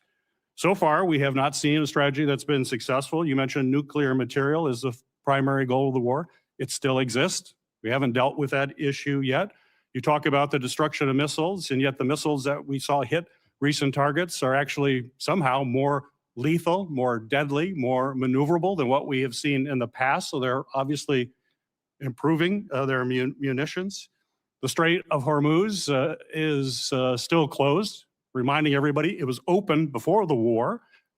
Prices were lower for everybody until the war, and it still remains closed. And of course, tragically, people, service members, our warfighters who we care deeply about, are still dying. So what's different? Mr. Hegseth, Secretary Hegseth. I think your characterization of this incredible effort as a failure is reckless. And I think it's irresponsible. And I think it smears the sacrifice of the troops that are out there making on behalf of the American people to ensure that Iran never gets a nuclear weapon. Shame on you and others who call this a quagmire and a failure, and then you want to turn around and say you support the warfighter. Either you do or you don't. Is the nuclear material still there, I can sir? get you a ticket out to CENTCOM and talk to what those Americans are doing and how committed they are to this effort and how they want to ensure that Iran never threatens their families with a nuclear weapon. That's the kind of intensity that our warfighters have about making sure that Iran isn't capable of doing that. Secretary Hegseth, if you listen to my comments, you would have heard me say how amazing our warfighters are. I heard failure. And the word heard, I heard exactly I will what you tell said. you how I use the Heard word exactly failure, what you because said. I use the word failure to their leaders. You, sir, are the failure, not the men and women who are on that front line, not the men and women who hold up their honor with distinction. But if there's a lack of a winning strategy, they're in harm's way. Their leaders have failed them. And that's what's happening. We have political leadership. You don't have a strategy. You don't have a long-term plan to actually win this war. Win the war. The men and women are going to be able to do it, but they need to have leadership. When will you show leadership? When will you show leadership? Why don't you show some leadership and stand up to your fellow Democrats who won't fund the troops, who stand and play partisan politics while you don't give us the money? You want to stand up here and talk about the troops? You won't show any political Secretary courage Hegseth. to actually fund our department because you have Trump derangement syndrome and can't actually commit to anything meaningful. So I put this on you, Senator. Secretary Hegseth, you have trillions, you have over $1 trillion. You're asking for $1.5 trillion. It's not a question of money. It's a question of leadership and understanding what it takes to actually win. Political cowardice of Democrats who won't fund the troops. Senator's time has expired. This will conclude our hearing. I want to thank our witnesses for being present and the committee for what has certainly been a vigorous discussion. For any senators who wish to submit additional questions for the record, those questions will be due in 7 days on Tuesday, July 28th by 5 p.m. I'm going to ask the vice chair if she has any final comments. I do very quickly, and thank you, Chair Collins. This was really an important discussion about the state of this tragic and disastrous war and how we should be spending Americans' tax dollars on families instead of this president's war of choice. Unfortunately, this hearing has done exceptionally little to justify the president's request or to instill confidence that this administration has an exit plan or a strategy to end the war. This war has cost us a lot. The last thing we should be doing is rubber stamping another $70 billion to help Trump keep it going. Thank you, Madam Chair. Well, Vice Chair Murray, I'm compelled to respond to your comments by pointing out that it is the duty of this committee to have a hearing when we have this kind of supplemental request. And I do appreciate I the think hearing. that your I do. comments was not appropriate. This hearing is now adjourned. Thank you.